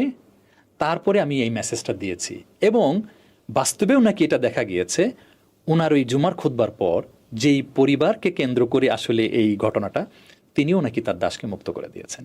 So এই যে ইফেক্টিভ হলো কেন, যিনি কথাটা বললেন তিনি সেটা করেছেন। বুঝতে পেরেছো বিষয়টা? আচ্ছা, তো হ্যাভিং সেড দিস স্টোরি, এটাই আসলে সত্য। তুমি যেই মেসেজটা দিবা অন্তর থেকে, সেটাকে যদি তুমি লালন পালন না করো, আসলে তোমার এই মেসেজটার ভিতরে আল্লাহ বারাকা দিবেন না। ঠিক আছে? হ্যাঁ, আল্লাহ তো তোমার ইন্টেনশন জানেন, ঠিক না? আল্লাহ বারাকা দিবেন না। মানে এটা তো হিপোক্রেসি, তো আল্লাহ জানেন। একমাত্র হিপোক্রেসি, মুনাফিকি এমন জিনিস যেটা অন্তরের খবর আমরা জানি না, তাই না? আল্লাহ জানেন। তো এই জন্য আমরা আসলে সন্তানদেরকে যেটা বলবো সেটা আমরা নিজেরা করবো। 1, 2, আমরা ভালো ভালো কাজ সন্তানদের সামনে করব। যেমন মনে করো আমার মেয়েরা এখন 19 ইয়ার্স ওল্ড। তো ওরা যখন ছোট, তখন আমি হাতের নাগালের মধ্যে বই রাখতাম। আমরা সাধারণত কী করি, অনেক বই কিন্তু সেলফে রাখি। আমাদের বেডরুমের পাশে বই, বেডরুমের যে পাশে ছোট টেবিল থাকে সেখানে বই, ওদের খেলার জায়গায় বই, এবং আমরা বই পড়তাম ওদের সামনে। ওদের বই পড়ার অভ্যাস সেই যে হয়ে গেল, স্টিল কন্টিনিউইং। ঠিক আছে? তার মানে কি, তোমাকে দেখাতে পারতে হবে যে ডু দিস, নট দ্যাট। আর একটা জিনিস হচ্ছে, মুসলিম কমিউনিটিতেও আছে, আমরা যখন স্ক্রিন অ্যাডিকশন নিয়ে কথা বলি, আমরা প্রধানত মোবাইল, ট্যাব, কম্পিউটার নিয়ে বলি, কিন্তু আসলে কমন একটা ডিভাইস আরও আগে থেকে আছে, টেলিভিশন। এইটা আসলে বিদায় করতে হবে, যাদের আছে বিদায় করতে হবে। আনফর্চুনেটলি একসময় আমারও ছিল, কিন্তু যখন আমি এটা উপলব্ধি করে ফেলেছি, তখন আমার বাচ্চারাও ছোট, আমি আসলে টেলিভিশনটা ডিসকানেকশন বাদ টেলিভিশন বিদায় করে দিয়েছি। ঠিক আছে? এবং বিশ্বাস করো, যখন থেকে টেলিভিশন আমি ঘর থেকে আউট করেছি, তারপর থেকে আমাদের প্রত্যেকটা ফ্যামিলি মেম্বার, আমাদের 4 জনার ফ্যামিলি বন্ডিং আরও বেড়েছে। কারণ কি? কারণ হচ্ছে দেখো, যখন টেলিভিশন থাকে, ইউজুয়ালি একটা ফ্যামিলিতে কি হয়, ওই বাবাটার একটা আলাদা প্রেফার্ড প্রোগ্রাম থাকে, ওই মায়ের আলাদা প্রেফার্ড প্রোগ্রাম থাকে, ঠিক না? বাচ্চাদের আবার আলাদা করে কার্টুনের সময় থাকে। সব মিলে প্রত্যেকের একটা আলাদা আলাদা টাইম শুধু টিভিটা পার্সোনালি দখল করে রাখে। ঠিক আছে? একসাথে হওয়া হয়, রাইট, একসাথে হওয়া হয় না। হ্যাঁ, ইভেন দেখা যায় এটার কারণে যে বাবাটা হয়তো বা প্লেটে খাবার নিয়ে টেলিভিশনের সামনে এসে তার খাবারটা খেয়ে ফেলছে, কারণ এখন বাবার পছন্দের টক শো হচ্ছে, বা ঠিক না বিষয়টা এরকম। কিন্তু ওই টক শোটা হয়তো বা মা দেখছে না, বাচ্চারা তো দেখবেই না। আবার যখন বাচ্চার কার্টুন দেখার সময়, তখন বাবার হয়তো বা কথার কথা সে টিভি দেখবে না, তখন বাচ্চারা খাবার নিয়ে কার্টুন দেখতে দেখতে খাচ্ছে, বাবা মা হয়তো তখন ডাইনিংয়ে বসে আলাদা করে খাচ্ছে। এই যে বিষয়গুলো, এগুলো আমাদের পরিবারে একদম স্টপ হয়ে গেল। হ্যাঁ, এবং আমি তখন রিয়েলাইজ করতে থাকলাম, শুধু তাই না, আমাদের পারিবারিক বন্ডিংটা, আমাদের একসাথে কথা বলা, একসাথে গল্প করা, এইটা চরম মাত্রায় বেড়ে গেল। এবং আমি অফিস থেকে ফিরলে, সেই ছোট্টবেলা থেকে শুরু করে এখন পর্যন্ত, দে আর 19 ইয়ার্স ওল্ড, আমি অফিস থেকে ফিরলে আমার মেয়েরা আমার দাড়ি খোটাবে, হ্যাঁ, একজন চুল খোটাবে, ঠিক আছে, এবং একজন দাড়ি বুকিং দেয়, একজন চুল বুকিং দেয়, এবং একজন আরেকজনকে শাসায়, খবরদার তুমি মাথা ধরবা না। তারপরে আমি আগে দাড়ি টাচ করেছি, দাড়ি আমার, হ্যাঁ, আমি আগে মাথা টাচ করেছি, মাথা আমার। তা আমি মনে মনে বলি, this is fine. Touch screen থেকে ফিরে এসে যদি বাবার দাড়ি টাচ করাটা, এটা যদি তার বিকল্প হয়, দ্যাট ইজ গ্রেট। আচ্ছা, তৃতীয়ত আরেকটা হচ্ছে ভাইয়া, বাচ্চাদেরকে মোবাইল ডিভাইস দেয়া যাবে না, এটাই হচ্ছে একটা চূড়ান্ত সিদ্ধান্ত। মানে এটাকে তোমাকে করতেই হবে। ঠিক আছে? হ্যাঁ, এখন আমরা যারা বোকা প্যারেন্টস, তারা যেটা করে ফেলছি, যে খাওয়ানোর কাজটা সহজ হয়ে যাচ্ছে, বাচ্চা কাঁদছে, আমি মোবাইল দিলে চুপ হয়ে যাচ্ছে। ইটস রিয়েলি মানে বিগ ওয়েপেন। এটা একটা ওয়েপেনের মতো অবস্থা হয়ে গেছে এই মোবাইল ফোন। হ্যাঁ, বাচ্চা ঘ্যানোর করছে, আমি মোবাইল ফোনটা দিলে চুপ হয়ে যাচ্ছে, তখন আমি আমার ঘরের কাজ, আমার রান্নার কাজ, আমার বাকি সব কাজ আমি স্বাচ্ছন্দ্যে করতে পারছি। ইভেন তুমি যেহেতু রিমোটলি কাজ করো, তোমার ক্ষেত্রেও এটা হবে যে, বা তোমার মতো যারা রিমোটলি ঘরে হোমওয়ার্ক করে, যে বাচ্চা একটু বিরক্ত করছে, হয়তো ল্যাপটপ ট্যাব দিয়ে দিলাম, তাহলে ও চুপ হয়ে গেল, আমি আমার কাজটা শান্তিতে করতে পারলাম। এটা আসলে ঘটে, আর এইটাই বেনিফিট হিসেবে প্যারেন্টসরা নিয়ে ফেলে। কিন্তু আসলে যেহেতু এটা ইমিডিয়েট খারাপ রেজাল্টটা পাওয়া যায় না, ঠিক আছে, আমি ইমিডিয়েট বাচ্চার ভিতরে কি খারাপ ঘটছে এটা বুঝতে পারছি না, যেটা আসলে ঘটবে ভবিষ্যতে। এই জন্য প্যারেন্টসরা এটাকে আসলে আমলে নেন না, এনারা একটা লো প্রায়োরিটি দিয়ে রেখেছেন। কিন্তু ওই যে তোমার প্রশ্নের দ্বিতীয় অংশ, যারা অ্যাডিক্টেড হয়ে গেছেন তারা আসলে ওই যে আমলে নেন নাই, অ্যাডিক্টেড হয়ে গেছে। বিশেষ করে এবার যদি ওই বাচ্চাটা টিনেজ হয়ে যায়, টিনেজ হয়ে গেলে বুঝতে পারতেছো তার ভোকাল এখন বেড়েছে, সে এখন তর্ক বিতর্ক করে, তাই না বিষয়টা? হ্যাঁ, সে এখন নিজের মত প্রকাশ করে, তার একটা নিজস্ব লাইফস্টাইল হয়ে গেছে, তার একটা বন্ধু জগৎ তৈরি হয়ে গেছে। এখন তুমি কিভাবে তাকে এখান থেকে সরায় আনবা? তুমি তো গড়ে তুলেছো তাকে এভাবে। বুঝতে পেরেছো ভাইয়া? আমি একটা এক্সাম্পল দিই এরকম, যে মনে করো একজনের বাচ্চার বয়স 20 বছর। এবার তুমি মনে করো 20 তলা একটা বিল্ডিং, ঠিক আছে? তো 20 তলা একটা বিল্ডিং গড়ে উঠেছে। এরপরে যদি কোনো ইঞ্জিনিয়ার তোমার এই বিল্ডিংটা দেখে বলে যে ভাইয়া তুমি যে বিল্ডিংটা করেছো এই দুটো পিলার তো এটা ভুল জায়গায় বানিয়েছো, এই দুটো পিলার এরকম হওয়াটা উচিত হয় নাই, এই বিল্ডিং তুমি বেশি দিন টিকবে না। এখন বলো 20 তলা বিল্ডিং না ভেঙে এই পিলারকে ঠিক করাটা কি ইজি কাজ? সম্ভব না। In many cases maybe impossible কাজ, তাই না? তার মানে কি, এটা বোঝাচ্ছি যে খারাপভাবে একটা সন্তানকে বড় করে ফেলা হয়ে গেছে। এখন তার ভিতর থেকে ওই খারাপ গুণটাকে যদি তুমি দূর করাতে চাও, it's not easy, it's not really easy. হ্যাঁ, তাহলে এখানে কি করতে হবে? এখানে আসলে তোমাকে দোয়া করতে হবে, সবরের সাথে তাকে বোঝাতে চেষ্টা করতে হবে, যা যা করলে সে ওটা থেকে দূরে থাকবে আপাতত অপেক্ষাকৃত কম সময়, সেগুলোই করতে হবে। আসলে এখানে মূল জিনিস হচ্ছে ভালো টাইম দিতে হবে, তার পছন্দের টপিকে কথা বলতে হবে, তার পছন্দের হবিতে তোমাকে এনগেজ হতে হবে, ঠিক আছে? হ্যাঁ, রিপ্লেস করে দিতে হবে। রিপ্লেস করতে হবে গ্র্যাজুয়ালি, যারা অ্যাডিক্টেড হয়ে গেছে। আর তোমার প্রথম অংশ ছিল কিভাবে আমি ডিল করব। এবার আসলে you need to spend good amount of time with your kids. এইটার কোনো বিকল্পই নাই। তুমি তোমার বুয়া দিয়ে, খালা, মামা, চাচা দিয়ে এইটা পূরণ করতে পারবা না, সোজা সাপটা কথা, ঠিক আছে? হ্যাঁ, তো গুড অ্যামাউন্ট অফ টাইম তোমাকে স্পেন্ড করতে হবে, কোয়ালিটি টাইম স্পেন্ড করতে হবে। গুড অ্যামাউন্ট অফ বলতে আবার সেই প্রথম আলোচনায় চলে যায়, এটা বলছি না সব কিছু ছেড়ে দিয়ে এখানে, অবশ্যই তা না, জীবন শুধু সন্তান প্রতিপালনের মধ্যে সীমাবদ্ধ থাকবে না, ঠিক আছে? কিন্তু যে সময়টা আমরা তার কাছে আছি সেই সময়টা যেন কোয়ালিটি টাইম হয়, ঠিক আছে? হ্যাঁ, আচ্ছা, বাচ্চাদের সঙ্গে খেলতে হবে।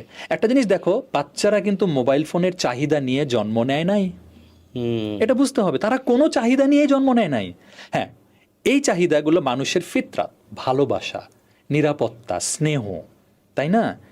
সো মোবাইল ফোন দিতে কোন বাচ্চা মোবাইল ফোন চেয়েছে বলো তো? কেউ যায় না। কেউ চায় নাই। এটা আমরা তাদেরকে বুঝিয়েছি যে এটা নেও, এটা ধরো। ওই যেটা আমি উদাহরণ দিলাম না, নানা দাদারা হ্যাঁ মোবাইল নেবে, মোবাইল নেবে, আর তারা চোখের সামনে দেখছে যে সবাই তো এটা নিয়ে এনগেজ থাকে, this must be interesting. No doubt mobile phone আসলে ইন্টারেস্টিং, এখানে সাউন্ড আছে, কালার আছে, এটা মানে তাই না, অনেক মজার মজার কার্টুন হয়। কিন্তু আমরা ওদের সামনে এটাকে আরও ইন্টারেস্টিং করে তুলে দিয়েছি, ওদের হাতে তুলে দিয়ে, ঠিক আছে? সো মোবাইল ফোন দেওয়া যাবে না, ট্যাব দেওয়া যাবে না। এবং দেখো আমার পরিবারে কি করেছে যদি বলি, সেটা হচ্ছে যে তারা মোবাইল ফোন পায় নাই। আমি খেলেছি অনেক, অরিগামি করেছি, এটা ওটা বানিয়েছি, এখন আসলে মনেও পড়বে না, আমি যদি লিস্ট করে আনতাম ভালো হতো। ইভেন মনে করো ভাইয়া বলি, টয়লেট পেপার রোল আছে না, টয়লেট পেপার শেষ হয়ে গেলে রোলটা থাকে না, এই রোলগুলো ওদেরকে বলেছি কয়েকটা জমাও, আমরা ইন্টারেস্টিং জিনিস বানাবো। খেয়াল করেছো? সিম্পল টয়লেট পেপার রোল যেটা আমরা ফেলে দিই, ওরা জমালো, এটা দিয়ে পরে ওদের সঙ্গে ক্রিয়েটিভ কাজ করেছি। ওকে, হ্যাঁ। তারপরে ইভেন মনে করে আমরা যে ড্রেস পরি, ড্রেসের পিছনে অনেক সময় ট্যাগ থাকে না, যে ট্যাগগুলো চুলকায়, কোনো কোনো ট্যাগ বড় থাকে, আবার ড্রেস কিনলে সুতা দিয়ে ঝুলানো একটা বড় ট্যাগ থাকে, এগুলো পর্যন্ত কেটে বলেছি এগুলো রাখো, একদিন ইন্টারেস্টিং একটা কাজ করব। খেয়াল করো, আমি হাজার হাজার টাকার আমাকে যে কি বলবো খেলনা কিনতে হয়েছে, নট নেসেসারি।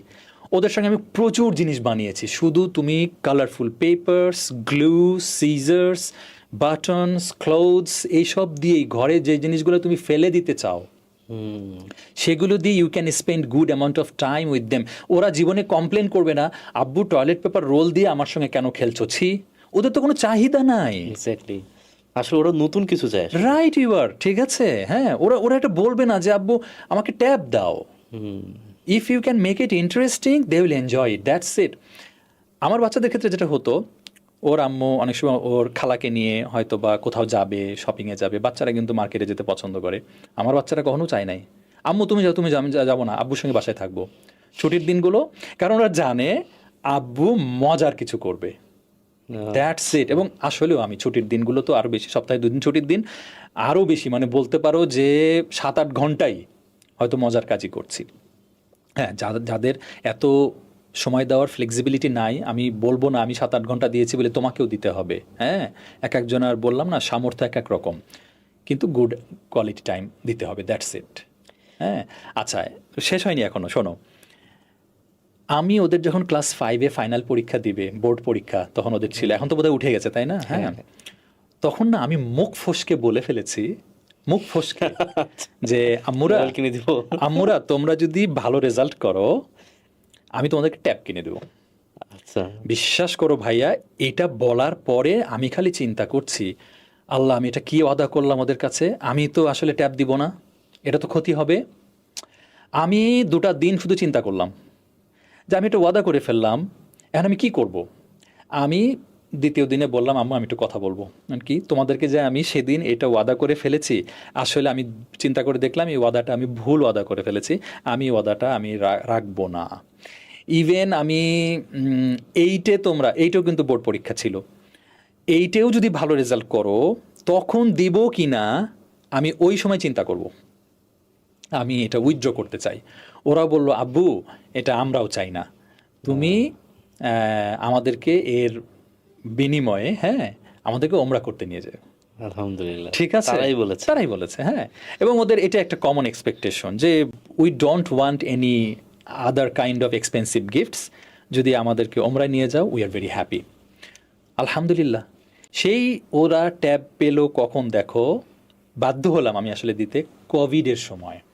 আচ্ছা, স্কুল বন্ধ হয়ে গেল, স্কুলে যাওয়া স্টপ, এই তোমার হচ্ছে অনলাইনে ক্লাস হয়, তখন আমি একটা ওয়ালটনের ট্যাব কিনতে বাধ্য হলাম। সেই ট্যাবে তারা হচ্ছে ক্লাস করতো এবং সেটা একটা নির্দিষ্ট নিয়ম মেনে, এবং সেটা ক্লাস 9-এ গিয়ে। তাহলে কেন ইমাজিন, যেখানে আজকাল মানে 3-4-এর বাচ্চাদের পার্সোনাল মোবাইল আছে অনেক ফ্যামিলিতে, আমার মেয়েরা ক্লাস 9-এ গিয়ে একটা ট্যাব পেল। ক্লাস 9 অনেক বড়, ঠিক আছে, তাও সেটা লেখাপড়ার জন্য। এই হলো অবস্থা। সো মোবাইল ফোন দেওয়া যাবে না, ঠিক আছে, যতটুকু দিবা একটা রেস্ট্রিক্টেড টাইমের জন্য দিতে হবে, এবং অবশ্যই গুড কন্টেন্ট, এটা তো নো ডাউট।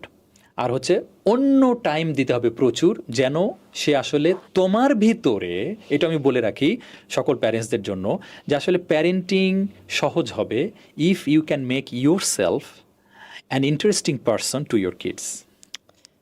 বুঝতে পার, তুমি যদি বোরিং হও, তুমি যদি রাগী মানুষ হও, বুঝতে পেরেছো, প্যারেন্টস, তোমার বাচ্চারা তো তোমাকে ভয় পাবে যদি তুমি রাগী হও, তোমার সাথে মিশতে চাইবে না। তুমি যদি বোরিং হও, তোমার সাথে কেন সময় কাটাতে চাইবে?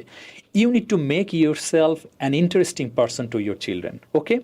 যেটা আলহামদুলিল্লাহ আমি করতে পেরেছি, যার জন্য দেখো ওরা মার্কেটে পর্যন্ত যেতে চাইতো না, অথচ মার্কেটে গেলে ইউজুয়ালি সব বাচ্চাকেই কিছু না কিছু কিনে দেওয়া হয়। ওটাও স্যাক্রিফাইস, রাইট, ওটা স্যাক্রিফাইস, ঠিক আছে। হ্যাঁ, না বাসায় থাকবো, বাসায় কিম্ভূত কিমাকার অদ্ভুত কিছু করব, মজার কিছু করব। ইভেন আমি তোমাকে বলি সিম্পল, মনে করো কার্ডবোর্ড আছে না, এই যে আমরা ফ্রিজ কিনলে, টিভি কিনলে বা যে কোনো জিনিস কিনলে যে কার্টুন পাই, হ্যাঁ, এই কার্টুনগুলোও কিন্তু বাচ্চারা খুব পছন্দ করে, তুমি এটা দিয়ে ঘর বানিয়ে দিতে পারো, ঠিক আছে। হ্যাঁ, ইভেন মনে করো আমার বাসায় যে চেয়ারগুলি ছিল, কাঠের চেয়ার, এই চেয়ারগুলি আমি লাইন ধরে সাজিয়েছি, এরপরে বলেছি চলো আম্মুরা আমরা আজকে আর্মি খেলবো, এই চেয়ারের তল দিয়ে ক্রল করতে করতে ওই পাশ দিয়ে বের হও। হ্যাঁ, এই যে একটা সুরঙ্গের মতো মনে হচ্ছে, বুঝতে পেরেছো না?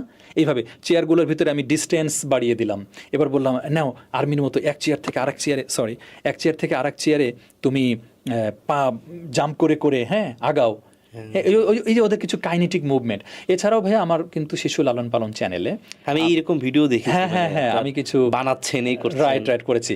শেষ আর একটা কথা বলবো, আমি কি একটু ব্যাগটা পেতে পারি? জি, অবশ্যই। আমি তাহলে কালোটা, হ্যাঁ, আসলে ওটা দিলেও হবে। আমি এই সুযোগে একটু দুটো জিনিস দেখাবো। আপনি ইয়েতে তুলে দিন। ওই ব্যাগটাও একটু দিবেন? আমি দিচ্ছি। আচ্ছা, জি। যেমন ভাইয়া আমি এই সুযোগে একটা জিনিস দেখাতে চাই, এটা তো আমিও কথা বলতে চাচ্ছি। রাইট, জিকির ট্যাব। হ্যাঁ, এইটা একটা ট্যাব যেটা আসলে আমি এটা বলবো না যে জিকির ট্যাব দিলে স্ক্রিন অ্যাডিকশন হবে না, আমি বলবো যে যাদের ট্যাব দিতেই হবে। দিতেই হবে, রাইট, হ্যাঁ, ওকে, তারা আমি মনে করি এই জিকির ট্যাবটা একটা অপশন হতে পারে। এইখানে রীতিমতো অনেক কিছু ব্লকিং করা আছে, এখানে চাইলেই সে ইচ্ছামতো অ্যাপ ইনস্টল করতে পারবে না, ইচ্ছামতো যে কোনো সাইটে ঢুকতেই পারবে না। সুতরাং বাই ডিফল্ট মনে করো পর্নোগ্রাফি প্রোটেকশন হয়ে যাচ্ছে, আজে বাজে যে কোনো কন্টেন্ট প্রোটেকশন হয়ে যাচ্ছে, এমনকি ইউটিউবও নাই। ইউটিউবও নাই, ঠিক আছে। সো আলতু ফালতু কোনো কন্টেন্ট দেখার কোনো সুযোগ নাই। এখানে নির্ধারিত বেশ কিছু অ্যাপ দেওয়া আছে, আর কিছু অ্যাপ ইনস্টল করা যাবে যেগুলো মনোনীত। এবং আমি যেটা শুনলাম ইনাদের কাছ থেকে যে অলরেডি কিছু স্কুলও নাকি এটাকে অ্যাকসেপ্ট করেছে। এগুলো যদি আরও অনেক স্কুল অ্যাকসেপ্ট করে তাহলে আসলে দেখা যাবে যে বাচ্চারা তখন ইভেন এটার ব্লুটুথে কোনো ফাইল টাইল লেনদেন করা যায় না। হ্যাঁ, মোট কথা এটা একটা অপশন হতে পারে, যারা দিতে বাধ্য হচ্ছে তারা এটার কনসিডার করতে পারে। আর আমি যেটা বলছিলাম ভাইয়া তখন যে আরও কী কী খেলা যেতে পারে, যেমন যেহেতু আমরা অবশ্যই কম বেশি ইসলামিক অঙ্গনে কথা বলছি মুসলিম হিসেবে, হ্যাঁ, এই একটা বই আমি অনেকের সঙ্গে পরিচয় করাই দিই, 365 things to do with paper and cardboards। 365 পুরো বছরের প্রতিদিন করার মতো কিছু না কিছু, ওকে, মাশাআল্লাহ, এটা তো ঠিক আছে, ইন্টারেস্টিং অনেক। হ্যাঁ, ইন্টারেস্টিং, রাইট। এবং ডেফিনেটলি তুমি প্রতিদিন করতে পারবা না, তার মানে এটা তোমার এক বছর না, এটা তুমি অনেক অনেক বছর দিন, হ্যাঁ। চলবে।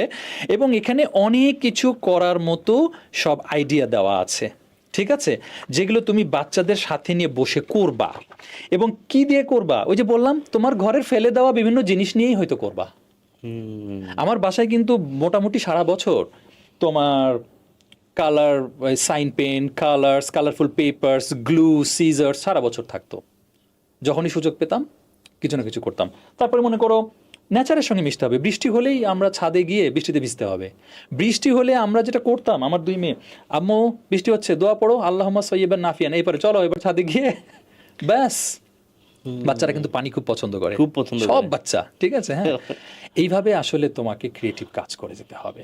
দে will never get addicted to mobile phones, never. এটা আসলে আমার খুবই ভালো লাগছে, মানে আপনি যেটা বললেন, মানে আমি নিজে পার্সোনালি আমি কিছু কিছু করি, যেমন হচ্ছে যেটা বললেন যে পানির বিষয়টা, আমার বাচ্চা খুব এনজয় করে পানি, জানি না কি হয়ে যায়। তারপর সে বাসা থেকে বের হতে খুব পছন্দ করে, যেহেতু যাত্রাবাড়িতে থাকে, খুব ইজিলি রিক্সা নিয়ে ঘুরতে যাওয়া যায় না, কিন্তু ও বাসা থেকে যে বের হয়ে বুঝতে পারে যে বের হচ্ছে, সাথে সাথে একদম হাত পা ছড়াই দিবে। আর এই জিকির ট্যাবলেটটা আমার পার্সোনালি খুবই ভালো লেগেছে, কারণ আমি লাস্ট যত জানতাম মাদ্রাসা তো নুরও তারা এরকম কোলাবোরেশন করছে, বা বিভিন্ন স্কুল কলেজে, যে আসলে আমাদের কিন্তু বাধ্য, টিচাররা এখন বাধ্য যে তাদেরকে কোনো কমিউনিকেট করতেই হবে, কোনো একটা ফাইল দিতেই হবে। কিন্তু সমস্যা কি হয়ে যায় বাচ্চাদের ক্ষেত্রে, যে তারা সেই ফাইলটা নিতে গিয়েও চলে যায় অন্য জগতে, ইউটিউবে ভিডিও দেখতেছে, আর বাবা মা জানেও না, আনফরচুনেটলি তারা স্ট্রং না, বাচ্চাদের সেই ক্লাস 2 বাচ্চা নলেজ বেশি মোবাইল সম্পর্কে, বাবা মা জানে না যে পাসওয়ার্ড কখন চলে গেছে, ওর মতো খেলতেছে।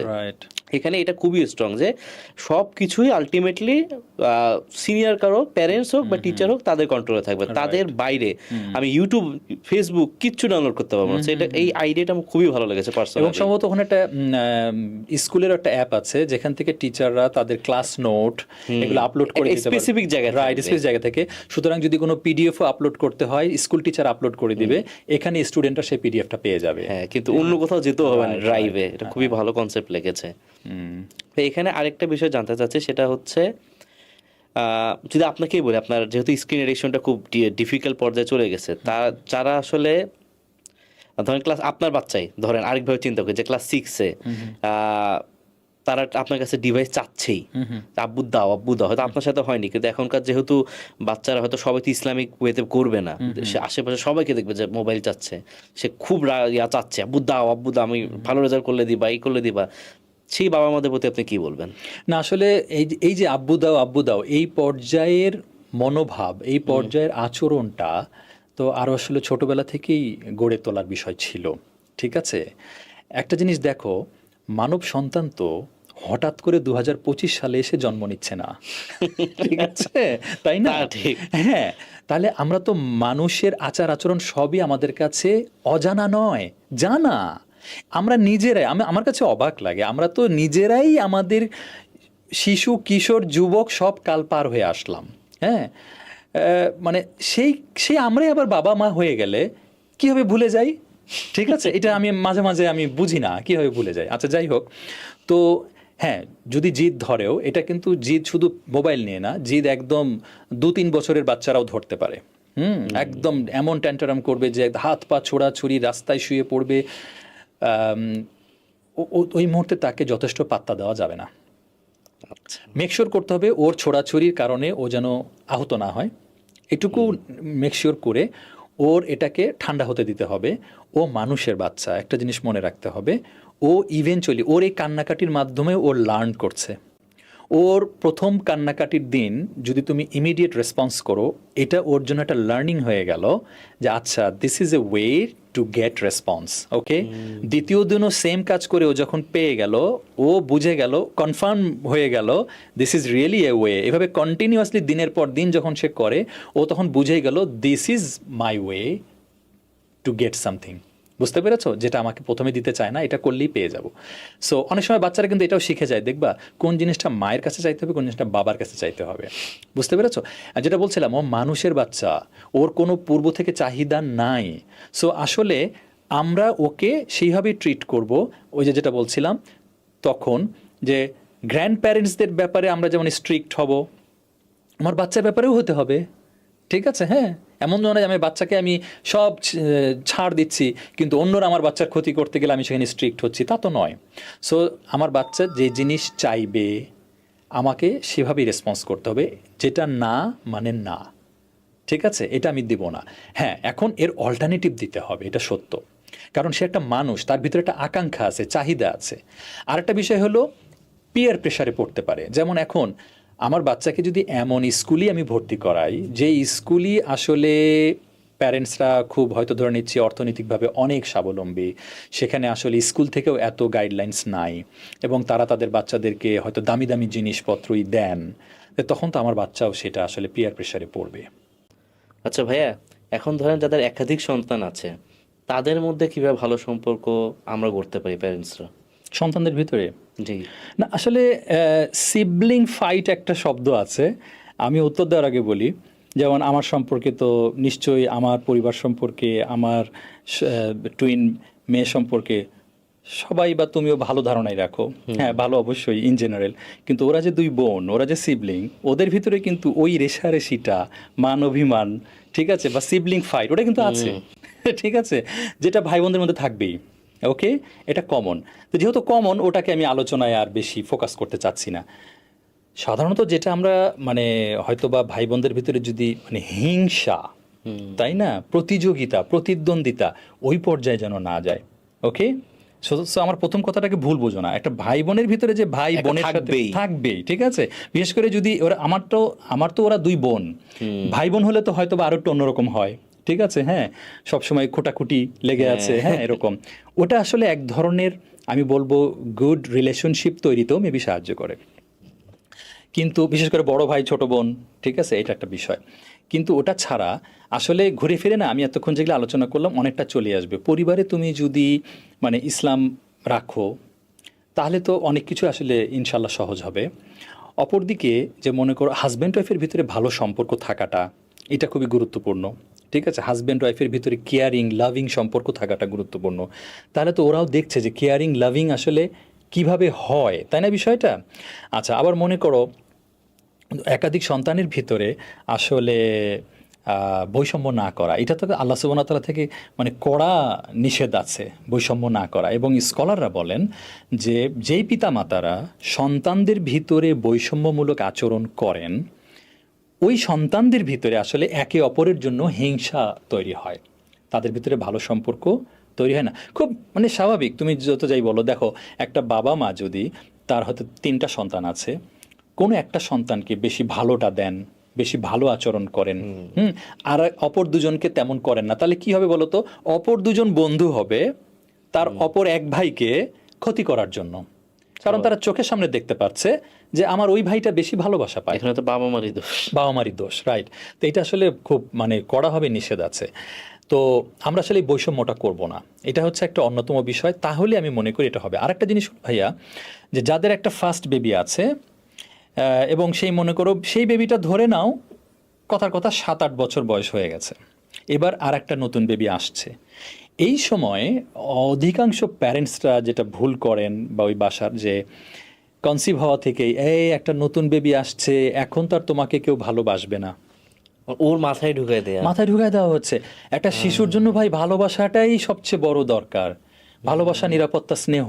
আমি একটু আগে বলছিলাম ইভেন মানে দে ডোন্ট নিড টয়েস, তাদের হয়তো এগুলো দরকারও নাই, কিন্তু যখন সে দেখে আচ্ছা আমাকে ভালোবাসতো সবাই, এটা আমাকে বাসবে না, ডেফিনেটলি ওর জন্মের আগে থেকেই সেই আগত ভাই বোনের জন্য ওর একটা নেগেটিভ ইমপ্রেশন তৈরি হয়ে যাচ্ছে। এবার হয় কি, বাস্তবেই যখন নতুন বেবিটা জন্ম নেয়, এবার অনেকে হয়তো খালা, মামা, চাচা, চাচি বলেই ফেলে, দেখেছো নতুন বেবিটাকে সবাই কত উপহার দিয়েছে, খেলনা দিয়েছে, কত আদর করছে, কোলে নিচ্ছে, চুমু দিচ্ছে, তোমাকে এত ভালো কেউ বাসছে না। ও দেখছে দিস ইজ ট্রু, ঠিক আছে, তখন কিন্তু সে তার সিবলিংয়ের প্রতি একটা হিংসা মনোভাব নিয়ে তৈরি হতে থাকে। আমার সাল সময় এসব মনে নাই, তবে তোমার কানাডায়, আমেরিকায় এরকম ঘটনা ঘটেছে যে 8-10 বছরের প্রথম বেবি তাদের সেকেন্ড যে মানে তাদের যে ছোট ভাই বা বোন সেকেন্ড বেবি যে তাদেরকে হয়তো বা মেরে ফেলছে। অনেক সময় তারা হয়তো বা ডুপ্লেক্স বাসা, হয়তো সিঁড়িতে ধাক্কা দিয়ে ফেলে দিয়ে মেরে ফেলছে। তারপরে হয়তো বা ট্রলিতে বসে আছে, ট্রলিটা ধাক্কা দিয়ে ফেলে দিছে, কারণ হিংসা। বুঝতে পেরেছ? সো এইটা অনেকে ভুল করে। এটা সমাধান কি? সমাধান হচ্ছে যখন থেকে কনসিভ হয়েছে সেকেন্ড বেবি, আসলে প্রথম বেবিকে এমন মানে ফার্স্ট অফ অল তাকে তো ভালোবাসা কম দেওয়ার কোনো দরকার নাই। আসলে সবাই ভালোবাসে, মুখ দিয়ে কেন এটা বলার দরকার যে তোমাকে কেউ ভালোবাসবে না? দুষ্টমি করেও বলার দরকার নাই। ওকে, আচ্ছা, তাকে আমরা ভালোবাসবো এবং তাকে বলবো যে নতুন বেবিটা তোমার সাথে খেলা করবে, তুমি তাকে নিয়ে খেলা করবা, এবং সে কান্না করবে, তুমি তাকে খাওয়াবা, তুমি তার পোশাক চেঞ্জ করতে সাহায্য করবা, তোমাকেও ছোটবেলা আমরা এটা করেছি, ঠিক আছে? মোট কথা এখানে ভালো ছাড়া খারাপ কোনো কথা বলার দরকারই নাই, ঠিক আছে? বোঝা গেল? তো এইটা যদি করতে পারি তাহলে কিন্তু আসলে সে ওই 5-6 বছর বয়স হোক আর 7-8 বছর বয়স হোক, ওর ছোট ভাই বোনকে স্নেহের চোখেই দেখবে, ভালোবাসার চোখে দেখবে। হ্যাঁ, ওই সিবলিংয়ের যেটা একটা আলাদা বিষয় আছে ওটা ছাড়া বাকি ইনশাল্লাহ সমস্যা হবে না। এক্স্যাক্টলি, মানে এটা আসলে আমরাই ধরে নেই অনেক হ্যাঁ, সময় হ্যাঁ, যে হ্যাঁ। আসলে আরেকটা বাচ্চা আছে মানে প্রথম বাচ্চা কম ভালোবাসা, মজা করেই বলি। এই জন্য আসলে ইসলামে মজা করে মিথ্যা বলাও আসলে নিষেধ। এটা আসলে রাইট। কত সাইকোলজিক্যালি হয়তো ওকে করতে পারে, এটা মানে আমরাই শুরু করি আর পরে ভেবে দোষ তো ওর। তোমাকে একটা এক্সাম্পল দেই। আচ্ছা, মনে করো তুমি যে অফিসে কাজ করো, তোমার একজন কলিগ তোমাকে দুষ্টুমি করে বলছে, তুমি কিন্তু বুঝতে পারছো না, ওকে, যে বস তো আপনার উপরে অনেক ক্ষেপে গেছে। তোমার কি টেনশন হবে না, হায় আল্লাহ আমার কি তাহলে জবটা চলেই যাবে? ঠিক না? মনে করো একদিন তোমার লেট হলো, এই কারণে বললো হ্যাঁ বস আজকে এক্স্যাক্টলি আপনাকে দেখে ফেলছে, আপনি লেট করে ফেলছেন। সে কিন্তু মিথ্যা বলছে, কিন্তু এই যে দেখো এই নিছক মিথ্যাটা তোমার ভিতরে কিন্তু একটা টেনশন ফেলবে। এবার থিঙ্ক অ্যাবাউট দ্য বেবি। তো ওকে আমরা বলছি তোমাকে কেউ ভালোবাসবে না, হ্যাঁ হ্যাঁ, সবাই নতুন বেবিকে ভালোবাসবে, ওর কি একটা টেনশন পড়ে যাওয়ার কথা না? স্বাভাবিক। হ্যাঁ, ওর তো জগৎটাই ভালোবাসার, এগুলো আমরা বুঝি না। এটা খুব গভীর কথা বলেছেন।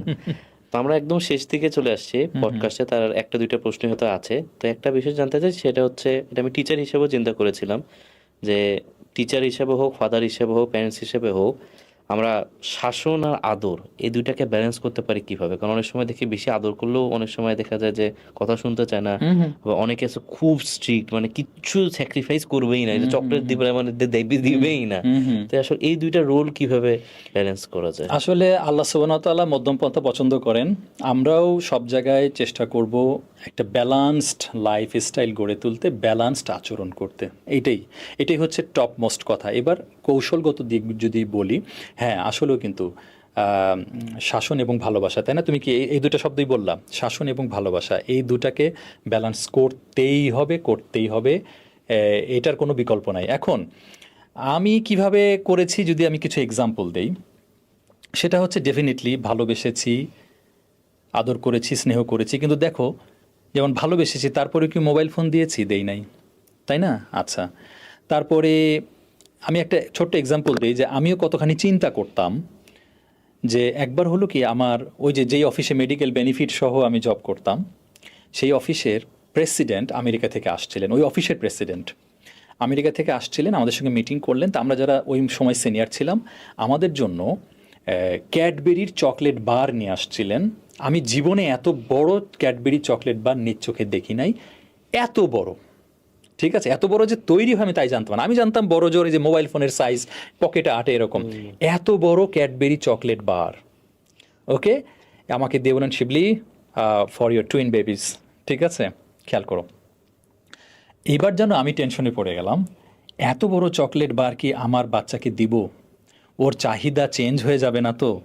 ও মনে করবে না তো যে চকলেট পেলে এত বড়ই পেতে হয়? ঠিক আছে, এটা আমি চিন্তা করতে থাকলাম। আমি যখন মিটিং শেষ করে বাসায় ফিরছি তখন বোধহয় সিএনজিও ছিল না, তোমার ওই যে আগের বেবি ট্যাক্সিগুলো, ঠিক আছে, ওইটাতে আমি বসে বাসায় ফিরছি আর খালি চিন্তা করছি কি করব। একবার আমি সিদ্ধান্ত নিয়ে ফেললাম, এই পুরো চকলেট বারটা আমি রাস্তার টোকাইদের মধ্যে ভাগ করে দেবো। ঠিক আছে, আমার মেয়েকে আমি দিবই না, কারণ আমি চাই না আমার মেয়ের এক্সপেকটেশন চেঞ্জ হয়ে যাক। ঠিক আছে, তো আস্তে আস্তে হঠাৎ মনে হলো, আচ্ছা আমার মেয়েরা তো মাত্র 2 বছর বয়স, তো এই স্মৃতি ওদের মনে থাকবে না। ঠিক আছে, তা আমি এটা দিতে পারি, বরং আমি এক কাজ করি, আমি এটা আমার মেয়েদেরকে দিব, কিন্তু বলবো এইটা আমার বস তোমাদেরকেও দিয়েছেন, তোমার কাজিনদেরকেও দিয়েছেন, বাসার সবাইকে দিয়েছেন, আচ্ছা, তোমরা এটা সবার জন্য ভাগ করে দাও। তো এত বড় ছিল তো ওটা, তো যে ছোট ছোট ছোট ছোট পিস পিস করা, ওটা আমরা ভেঙে ভেঙে ভেঙে সবার যার যার মানে যতটা ভাগ করে দেওয়া যায় সেভাবে দিলাম। আমি ঘটনা বলার মাধ্যমে বললাম যে দেখো আমার বাচ্চার কি ক্ষতি হবে সেটা আমি চিন্তা করেছি, কিন্তু পরে আমি যখন চিন্তা করে বের করলাম যে না, আচ্ছা ছোটবেলার স্মৃতিটা এত মনে থাকবে না এটা, আর আমি তো এটা আবার ওদেরকে দিয়েই আমি ডিস্ট্রিবিউট করাই দিব। হ্যাঁ, এটা যে ওদের দুজনার না, ঠিক আছে, এটা ওরা মেসেজটা পেলো, এটা একটা বিষয় ছিল। এখন এই যে দেখো, আমি যে ওদেরকে এটা দিতে চাই না, এটা কি বলো তো, এটাই কিন্তু ভালোবাসা। আমি যদি ইসলামী দৃষ্টিকোণ থেকে কথা বলি, অনেক বাবা মারা তাদের সন্তানের বয়স 12-15 হয়ে গেছে, ফজরের সলাতে ডাকছেন না, তারা ভালোবেসে ডাকছেন না যে আরেকটু ঘুমাক, স্কুল আছে। এইটা ভালোবাসা না। রিয়েল ভালোবাসা কি? আমি আমার সন্তানকে জাহান্নামের আগুন থেকে বাঁচাবো, তাহলে তো অবশ্যই তাকে আমি ফজরে ডাকবো, তাই না বিষয়টা? এটা হচ্ছে বিষয়। আচ্ছা, এবার আসলে তাহলে কি আমি শাসন করি নাই যখন ওরা কোনো ভুল করেছে, দুজন হয়তো বা এমন কিছু করেছে যেটা আমি পছন্দ করি নাই? হ্যাঁ করেছি, কিন্তু আমি একটা বিষয়ে ছিলাম, আমি কিন্তু আজ পর্যন্ত ওদের গায়ে হাত তুলি নাই, ওদেরকে গালি দেই নাই। খেয়াল করো, হ্যাঁ, আমরা অনেক সময় কি করি যে গাধার বাচ্চা, তাই না, এটা কোনো বাচ্চা তুলে একটা গালি দিয়ে ফেলি। আজ পর্যন্ত ওরা আমার মুখে এগুলো কথা শোনে নাই, আমাদের মুখে গায়ে আজ পর্যন্ত হাত তুলি নাই। এখন তুমি বলতে পারো তাহলে তো ভাইয়া আপনি শুধু ভালোই বাসছেন। না, শাসন আমি করেছি। সেটা কেমন? চোখ গরম করা, কণ্ঠকে পরিবর্তন করা, গম্ভীর করা, ঠিক আছে, এবং রাগ করা। এখানে একটা ব্যাপার বলি, আমি তখন বলছিলাম না যে if you can make yourself an interesting person to your kids, they will enjoy company of you. আমি যেহেতু আমাকে ইন্টারেস্টিং পার্সন হিসেবে ওদের কাছে তৈরি করতে পেরেছি, এবার দেখো আমি যখন রাগ করে ওদের সঙ্গে খেলা থেকে বিরত থাকছি, এটা ওদের জন্য কত বড় পানিশমেন্ট। এটাই তার জন্য punishment, right, they want to play, they want to get love. ঠিক আছে, তাহলে আমি যখন না, তোমরা ওটা করেছো, আমি এই জন্য রাগ করেছি, আমি তোমাদের সঙ্গে খেলবো না, that's it. Now they are crying, আব্বু সরি, আব্বু আমরা ভুল করেছি, আব্বু আমরা এটা করবো না। হ্যাঁ, তারা এখন অনুতপ্ত, দিস ইজ হোয়াট নিডেড। ওকে, বুঝতে পেরেছো? কিন্তু গায়ে হাত তুলে আসলে সমাধান হয় না। হ্যাঁ, তাৎক্ষণিক কিছু একটা রেজাল্ট মনে হচ্ছে ভালো হলো, সহ্য হয়ে যাবে। রাইট, একসময় সহ্য হয়, যারা বেশি মারে একসময় সন্তানের সহ্য হয়ে যায়। আচ্ছা, আর গালি দিলে তো আরও চরম ক্ষতি আছে ভাইয়া, সেটা হচ্ছে যে আসলে মানে সন্তানেরই ক্ষতি হবে। এখন হলো গালি এমন একটা জিনিস, জানো কিনা, ইসলামে কিন্তু হত্যার প্রতিশোধে হত্যা আছে। কেউ অন্যায়ভাবে তোমার চোখ তুলে নিল, তুমি তার চোখ তুলতে পারবা। কেউ অন্যায়ভাবে তোমার দাঁত ভেঙে দিল, তুমি তার দাঁত ভাঙতে পারবা। কিন্তু কেউ তোমাকে গালি দিল, এর প্রতিশোধে তুমি তাকে গালি দিতে পারবা না। কারণটা কি? কারণ দেখো, অন্যগুলি সে করেছে যেটা তোমার ক্ষতি হয়েছে, তাই তুমি প্রতিশোধ স্বরূপ সেম ক্ষতিটা আদায় করতে পারবা। কিন্তু সে যে গালি দিল, আসলে সে তো একটা পচা কথা বলল, এটা কথাটা তো সত্য না, একটা মিথ্যা কথা বললো। এটার প্রতিশোধে আল্লাহ তোমাকে আমাকে আবার পাল্টা গালি দেওয়ার অনুমোদন দেন নাই। এবার আমিও যদি কথার কথা, সে একটা বাচ্চা তুলে গালি দিয়েছে, আমিও যদি বলি তাকে যে আসলে তুমি একটা অমুকের বাচ্চা, তাহলে আসলে সেও একটা অপরাধ করলো, আমিও একটা করলাম। বুঝতে পেরেছ? আল্লাহ সুবহানাহু ওয়া তাআলা দুটারই বিচার করবে। এমন না যে সে করেছে আমি করেছি শোধবাদ। ওকে, এজন্য কখন গালি দেই নাই। আচ্ছা, এবার ভালোবাসা আর হচ্ছে শাসন। তো একটা জিনিস দেখো, যে অনেক স্কলাররা বলেন যে যেমন আমি যে মারি না, এটার পিছনেও একটা রিজন আছে। অনেক স্কলাররা যে বলেন, একটা হাদিস আছে না, যে সন্তানদেরকে 7 বছর বয়স থেকে সলাৎ শেখাও, সালাতে আহ্বান করো, 10 বছর বয়সে গিয়েও যদি না আদায় করে, অবহেলা করে, তাহলে প্রহার করার অনুমোদন আছে। খেয়াল করো, অনেক স্কলাররা বলেন এই হাদিসের দ্বারা, একমাত্র এই হাদিসটাই হচ্ছে প্রহারের একটা নির্দেশনা, ইঙ্গিত দিয়েছেন, আর কোনো কারণে প্রহারের পারমিশন নাই। এটা হচ্ছে অনেক স্কলারদের কথা, সলাতের জন্য শুধুমাত্র। বুঝতে পেরেছ? এখন এবং এই হাদিস নিয়ে কিন্তু আমার একটা লেকচার আছে যে এই হাদিস থেকে আমরা প্যারেন্টিংয়ের কী কী নির্দেশনা পাই, তো সেই আলোচনা আজকে আর দীর্ঘ করছি না।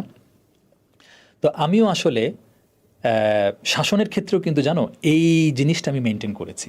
উদাহরণস্বরূপ, কোনো একদিন হয়তো অফিস থেকে আসলাম, এসে হয়তো জিজ্ঞেস করলাম যে আম্মুরা তোমরা কি মাগরিবের সালাত পড়েছো? মাগরিবের সালাতের খবর কি? হয়তো বললো, ও আব্বু এখনও পড়ি নাই। তখন কিন্তু আমি বললাম, যাও এক্ষুনি পড়ে নাও। ঠিক আছে, খেয়াল করো আমার কণ্ঠটা একটু, কারণ আমি খুশি হই নাই যে তোমরা এতক্ষণেও পড়ো নাই, ওকে, বাট ওয়াক্ত আছে, এখনো পড়ে নাও। কিন্তু এই যে তুমি যে টোনটা ভারী করলা, এটার একটা ওয়েট ভ্যালু দাও। কথার কথা, তুমি 10-এর ভিতরে 5 দিলা, আমি আজকে 5 ভলিউমে ওকে কড়া কথা বলেছি। আরেকদিনের হাতের লেখাটা খারাপ পেয়েছো বা বানান ভুল পেয়েছো, ওটাকে তুমি কত টোনে ধমক দিবা এবার? 5-এর চেয়ে বেশি যাতে না হয়। 5-এর রাইট, তুমি ওর সলাতের জন্যই 5 ভলিউমে ধমক দিয়েছো, তাহলে কি এবার বানান ভুলের জন্য 10 ভলিউমে ধমক দিবা? যদি সেটা করো, ভুলটা কোথায় হবে? সে প্রায়োরিটি বুঝে গেল, ওকে আমার সলাতের চাইতেও বানান ভুল না হওয়াটা বেশি গুরুত্বপূর্ণ। বুঝতে পেরেছ? বুঝতে পেরেছ? এই জন্য শাসনকে আসলে কি, এবার শাসন জিনিসটা কি বলি, আসলে এটা শাসন না বলার চাইতে আমি প্রেফার করি এটা বলতে সংশোধন। আচ্ছা, আমাদের প্রত্যেকটা ভালো শাসন হবে ওর সংশোধনের জন্য, দ্যাটস ইট। হ্যাঁ, সুতরাং আমি বুঝতে পারছি যে হ্যাঁ ওটা ও ভুল করছে, ও ভুল করেছে, এবার আমি এমনভাবে ট্রিট করব যেন এই ভুলটা সে ফিউচারে না করে। এটাই তো, তাই না? আমি তো চাই ওটা ভালো মানুষ হোক, ঠিক না? তাহলে আমি এমন প্রক্রিয়ায় কেন শাসন করব যেটাতে আসলে তার ভুলটা সংশোধন হবে না? আবার আমি ওই এক্সাম্পলে যাই যে তোমার কর্মক্ষেত্রে তুমি হয়তো একটা ভুল করেছো। আচ্ছা, এটার জন্য তুমি কোনটা বেশি প্রেফার করবা? তোমার জব থেকে ফায়ার হওয়া, নাকি তোমার তোমাকে শিখাই দিল যে এই ভুলটা আর করবেন না, do it in this way, হ্যাঁ, সো দ্যাট নেক্সট টাইম আপনি এটা ঠিকভাবে করতে পারেন। নেক্সট টাইম যদি ঠিক না করেন তাহলে কিন্তু ভাই আমরা কড়া সিদ্ধান্তে যাব। তোমার কি সেকেন্ড অপশনটাই বেশি ভালো লাগবে না? এখানে সংশোধন হওয়ার চান্স বেশি। রাইট, তোমাকে সংশোধনের সুযোগ দিল। আচ্ছা, ওই অফিসের জন্য আমার এই এমপ্লয়িটা যদি সংশোধিত হয়েই যায়, তা আমার তো নতুন এমপ্লয়ি লাগবে না। সবার জন্যই ভালো। সবার জন্যই ভালো, ঠিক আছে? তো আমার সন্তানকে তো আমার সংশোধন করতে হবে, দ্যাটস ইট। সো আমার শাসনটা হবে সংশোধনের উদ্দেশ্যে। এবং এখানে বলি, শোনো, ইসলামে যে সন্তানকে মানে প্রহারের যে নির্দেশনা দিয়েছেন, জানো সেখানেও নীতিমালা আছে। সেটা হচ্ছে যখন তুমি তাকে প্রহার করছো ওই যে সলাতের অবহেলার জন্য, যদিও অনেক স্কলার আবার বলেছেন যে না, পিতামাতারা তার কোনো খারাপ আচরণ সংশোধনের জন্য প্রহার করতে পারে, ঠিক আছে? উদ্দেশ্য কিন্তু খেয়াল করো, খারাপ আচরণ সংশোধনের জন্য। যেমন তাকে ভয় দেখানো, এই তুমি যদি এটা করো তাহলে কিন্তু এরপরে আমি এটা করব, এটা হচ্ছে তার সংশোধনের জন্য।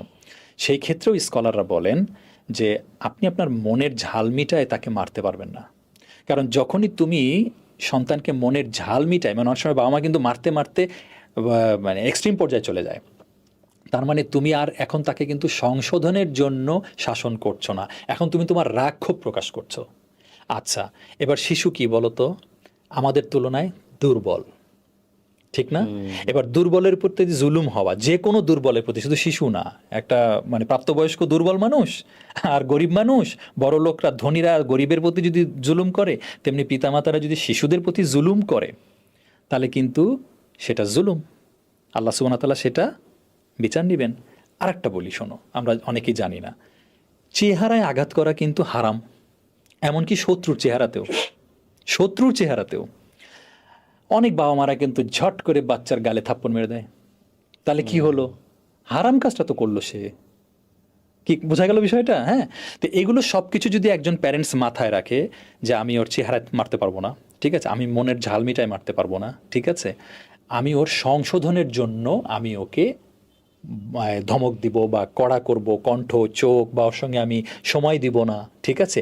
অনেক ধরনের উপায় আছে। যেমন অনেক বাচ্চারা মায়ের সঙ্গে ঘুমাতে চায়, তাহলে তো তার কোনো একটা অপরাধে ওই দিন আম্মু বলবে না আজকে তুমি আমার সাথে ঘুমাতে পারবে না, এইটা একটা বাচ্চার জন্য মানে খুবই একটা বড় পানিশমেন্ট যে আম্মুর সাথে ঘুমাতে পারছি না, ঠিক আছে? সেই ধরনের নানা উপকরণ আমাদেরকে কৌশল নিতে হবে, এভাবে দুটারই ব্যালেন্স করতে হবে। ভালোবাসার ক্ষেত্রেও এক্সট্রিম নয়, ডেফিনেটলি শাসনের ক্ষেত্রেও এক্সট্রিম নয়। আর কোন টপিকে কত ভলিউমে তুমি শাসন করবা এটা নির্ধারণ করতে হবে। আমাদের পুরো লেকচার জুড়ে যে জিনিসটা একটা উপলব্ধি, সেটা হচ্ছে নিজেদের আসলে ভালো হওয়া। মানে ইনসাফ বিষয়টা অনেক কঠিন, কারণ আপনি যেটা বললেন এটা কিন্তু শুধু বাবা মা না, আপনি ধরেন টিচার, শিক্ষক বা আপনার অন্য কারো বাচ্চা দেখেন, ধরেন একটা শিক্ষক, বাংলাদেশ এডুকেশন সিস্টেমে কি হয়, নামাজ পড়ার জন্য কিন্তু বলি না কিছু, বা সে নামাজ লেট করছে সেটার জন্য বলি না, আমি রাগ কখন জানি সে হয়তো পড়াশোনায় খারাপ করছে, রাইট। কিন্তু আমি আর অনেকে কিন্তু মেরেও দেয়, যেটা সত্য। মানে আমি অন্য স্কুলের কথা বলি, খুব ইজিলি মেরে দেয়, অনেকে কিন্তু মুখেও মারে, যেটা বললেন। তো এটা আসলে যেটা বলে ইনসাফের বিষয়গুলো, যে সে হয়তো দুর্বল, আমার সাথে সাথে সবাই আছে সেজন্য আমি মারতে পারছি, কিন্তু এখানেও যে ইনসাফের বিষয় আছে, এখানেও আমি যে দায়িত্বশীল, সবকিছু আসলে লিঙ্কড, রাইট, এরকম গভীর বিষয়। এক্স্যাক্টলি। শেষ করে দিব, খালি লাস্ট হচ্ছে ওই যে দিনে কিভাবে গড়বো, আর এটা ছাড়া কোনো আপনার সাজেশন আছে? তোমার মনে হয় যৌথ পরিবার নিয়ে একটা ছিল, কিন্তু আমার মনে হয় আমি থাক বরং ওটা নিয়ে আলোচনা নাই করি আজকের আচ্ছা মতো, আচ্ছা, ঠিক আছে? তাহলে এটাই শেষ, আপনার পরে মাথায় আসে তো বলতে পারেন। আচ্ছা। তবে আজকের দিনে এটা শেষ প্রশ্ন, সেটা হচ্ছে আমরা যারা আমাদের সন্তানকে, আমার নিজের বাচ্চাও এখন 1 বছর, যারা হচ্ছে দিনের পথে রাখতে চাই, কারণ এখন তো আসলে খুবই টাফ, চ্যালেঞ্জ অনেক দিক থেকেই আসতে পারে, অনেক মতবাদও আছে, কুফরি মতবাদ, যেটা তাদের মধ্যে খুব ইজিলি ঢুকিয়ে দেওয়া হচ্ছে এখন, যেটা বললেন ডিভাইসের মাধ্যমে। তো ওভারঅল যদি একটা গাইডলাইন দিতে, যে আচ্ছা কেউ যদি, যে কোনো তার বাচ্চার বয়স 1 বছর হতে পারে, অথবা 5 বছর, 6 বছর, 10 বছর, অথবা সে চিন্তা করছে বা সে এখন বিয়ে করেনি, পুরা যদি একটা গাইডলাইন দিতে যে কিভাবে আমরা চেষ্টা করতে পারি। আচ্ছা, ওই যে একটু আগে বলছিলাম this world is not perfect, হ্যাঁ, আলটিমেট পারফেক্ট প্লেস জান্নাত, সেখানে ইনশাল্লাহ আমরা সবাই যাব। তো এইখানে আল্লাহ সুবহানাহু ওয়া তাআলা আমাদের পরীক্ষার জন্য পাঠিয়েছেন, আর ইবলিস তো তার প্রচেষ্টায় লেগে থাকবেই। তুমি যেগুলো বলছিলে চারিদিকে যে এত কিছু, হ্যাঁ, যেগুলো নিয়ে আমাদের এখন যেন ফিতনায় জর্জরিত, এবং আমাদের সন্তানদেরকে সম্ভবত প্রতিপালন করা আরও কষ্টকর হয়ে যাচ্ছে, ঠিক আছে? তো প্রথমত ফার্স্ট অফ অল আমাদেরকে আমাদের ইসলাম সম্পর্কে সঠিক জ্ঞান অর্জন করতে হবে নিজেদেরকে, ওকে? আচ্ছা, তারপরে হচ্ছে সেগুলো আমাদেরকে প্র্যাকটিস করতে হবে, ওকে? এই দুটো হচ্ছে অন্যতম একটা কাজ। প্রাসঙ্গিক যেগুলো আরও, সেগুলো হচ্ছে আমাদেরকে আমাদের কমিউনিটির সাথে থাকতে হবে। এটাও কিন্তু খুব গুরুত্বপূর্ণ, হ্যাঁ।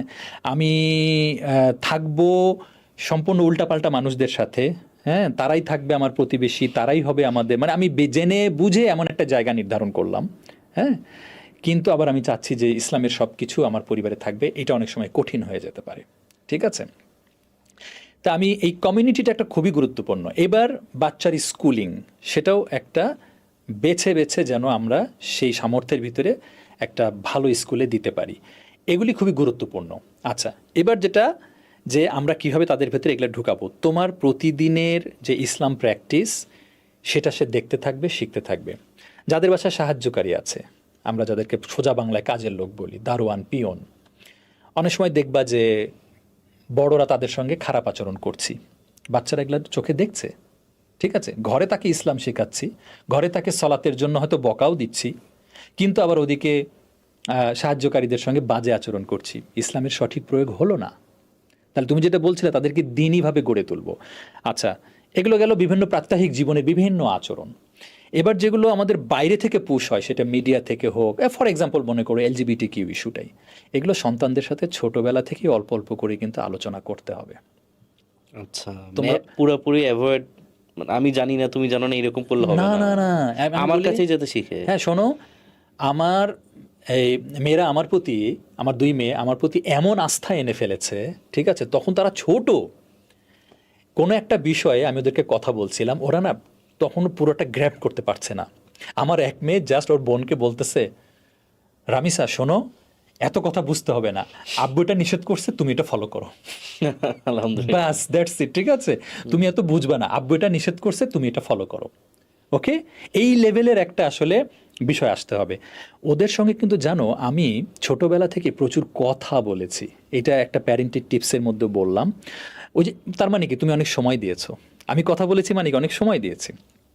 আমি সমাজের নানা কি বলবো দুর্ঘটনা অঘটন নিয়ে কিন্তু ওদের সঙ্গে কথা বলেছি।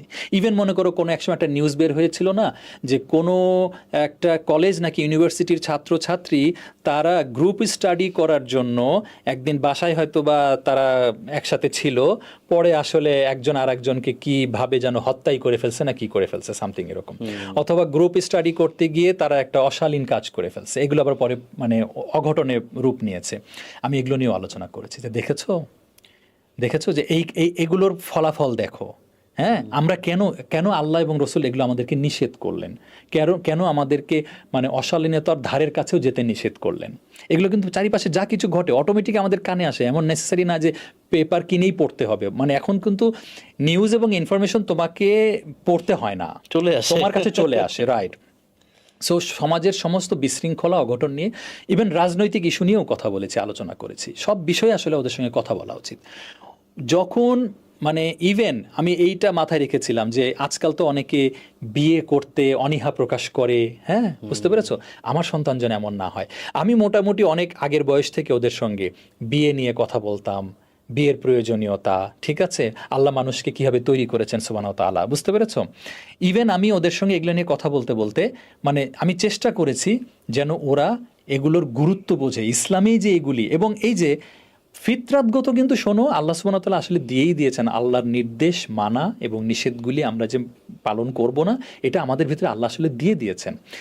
আমাদের দায়িত্ব হলো এটাকে নার্চারিং করে জীবিত রাখা, ঠিক আছে।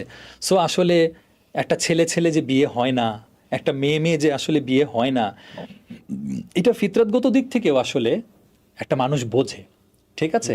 এবং আরেকটা জিনিস বলি, এটাও গুরুত্বপূর্ণ প্যারেন্টিংয়ের একটা বিষয়, শোনো, যা কিছু ভালো সেগুলির প্রতি ভালোবাসা জাগানো, আর আল্লাহ সুবহানাহু ওয়া তাআলা যা কিছু পাপ কাজ নিষেধ করেছেন এবং ঘৃণ্যতম কাজ সেগুলির প্রতি ঘৃণা তৈরি করতে পারাটাও কিন্তু প্যারেন্টিংয়ের একটা কাজ।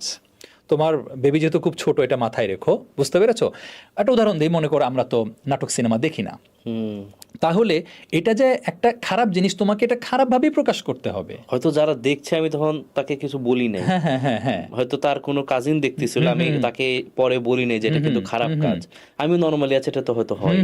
আমরা ছি এগুলো আমরা দেখি না, এই যে ছি এটা হ্যাঁ ঠিক বলা। আছে। আমরা যেমন অনেক সময় ছোট বাচ্চাকে কিন্তু বলি, যখন যারা একটু বড় হচ্ছে, আমরা ওর ড্রেস চেঞ্জিংটা আর সবার সামনে করাই না, খুব ছোট থাকলে হয়তো করাই, আর একটু বড় হচ্ছে তখন আমরা কি করি, ছি এখানে এটা করা যাবে না, তাই না। এই যে ছি বললাম, এটা কি, এটাই তো ওকে বুঝালাম যে এটা একটা খারাপ কাজ। অন্যান্য কাজগুলাতেও আমাদের এই ছিটা বলতে হবে, আচ্ছা, ঠিক আছে। এবং ভালো কাজে ভালোবাসাটা জাগ্রত করতে হবে।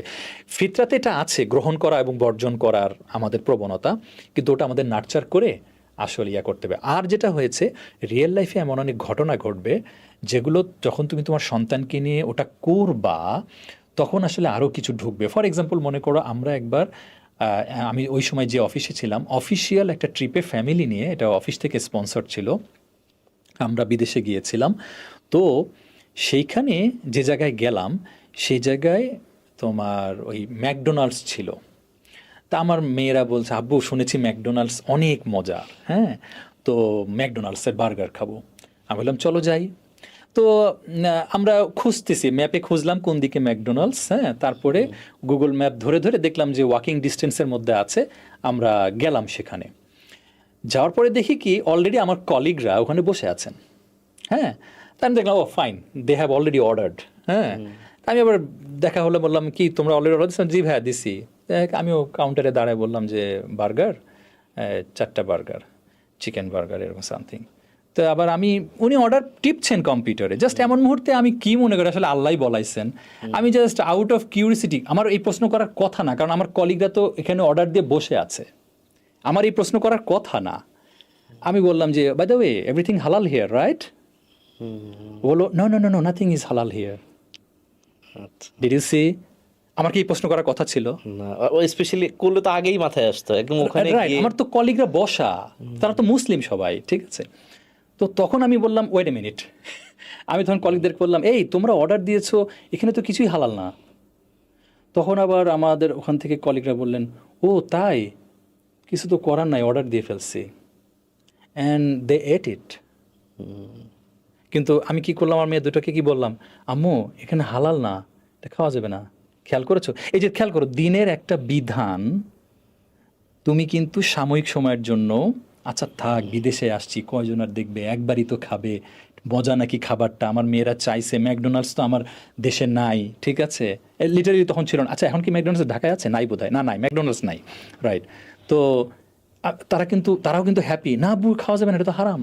আর হয়তো সেদিন আপনি যদি এই ছাড়টা দিতেন, এটা আপনার হ্যাঁ, পুরা হিউজ একটা এফেক্ট করতো। আমার negative। ইনভেস্টমেন্টটাই আসলে নষ্ট হইতো।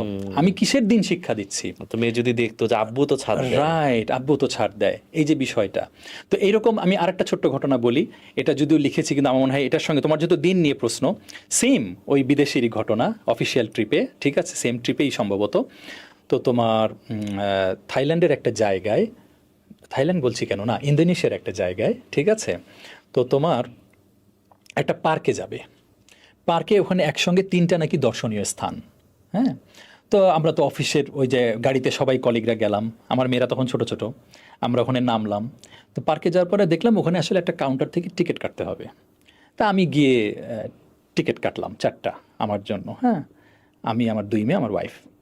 তো যখন টিকিট কাটছি তখন দেখছি কি পাশে অনেকেই না এই রঙিন কাপড় হচ্ছে মাথায় জড়াচ্ছে, এই আচ্ছা। বুঝছো, গামছার মতো, নানা রঙের কাপড়। তা আমি ভেবেছি কি এরা বোধহয় কোনো কোম্পানি থেকে এসেছে, হয় না একই কোম্পানি থেকে আসলে একই রকম ক্যাপ পরে, টি শার্ট পরে। তো আমি যখন টিকিটটা নিলাম, নিয়ে যখন বের হয়ে আসতে যাচ্ছি, তখন আরেকজন লোক আমাকে টিকিট দেখতে চাইলো, কয়টা, 4টা টিকিট দেখে আমার হাতে 4টা রঙিন কাপড় দিল। আমি বললাম হোয়াট ইজ দিস? তো বলছে যে পুট দিস অন। তা আমি বললাম কেন, ওয়াই? তো তখন সে বললো যে বেসিক্যালি হয়েছে কি, ওই পার্কের ভিতরে ওদের একটা গডেস আছে, মূর্তি।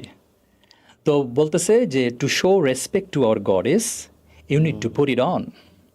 তো তখন আমি বললাম I will not put it on. বলে you will have to put it on. ঠিক আছে, তখন আমি বললাম I don't want to go inside.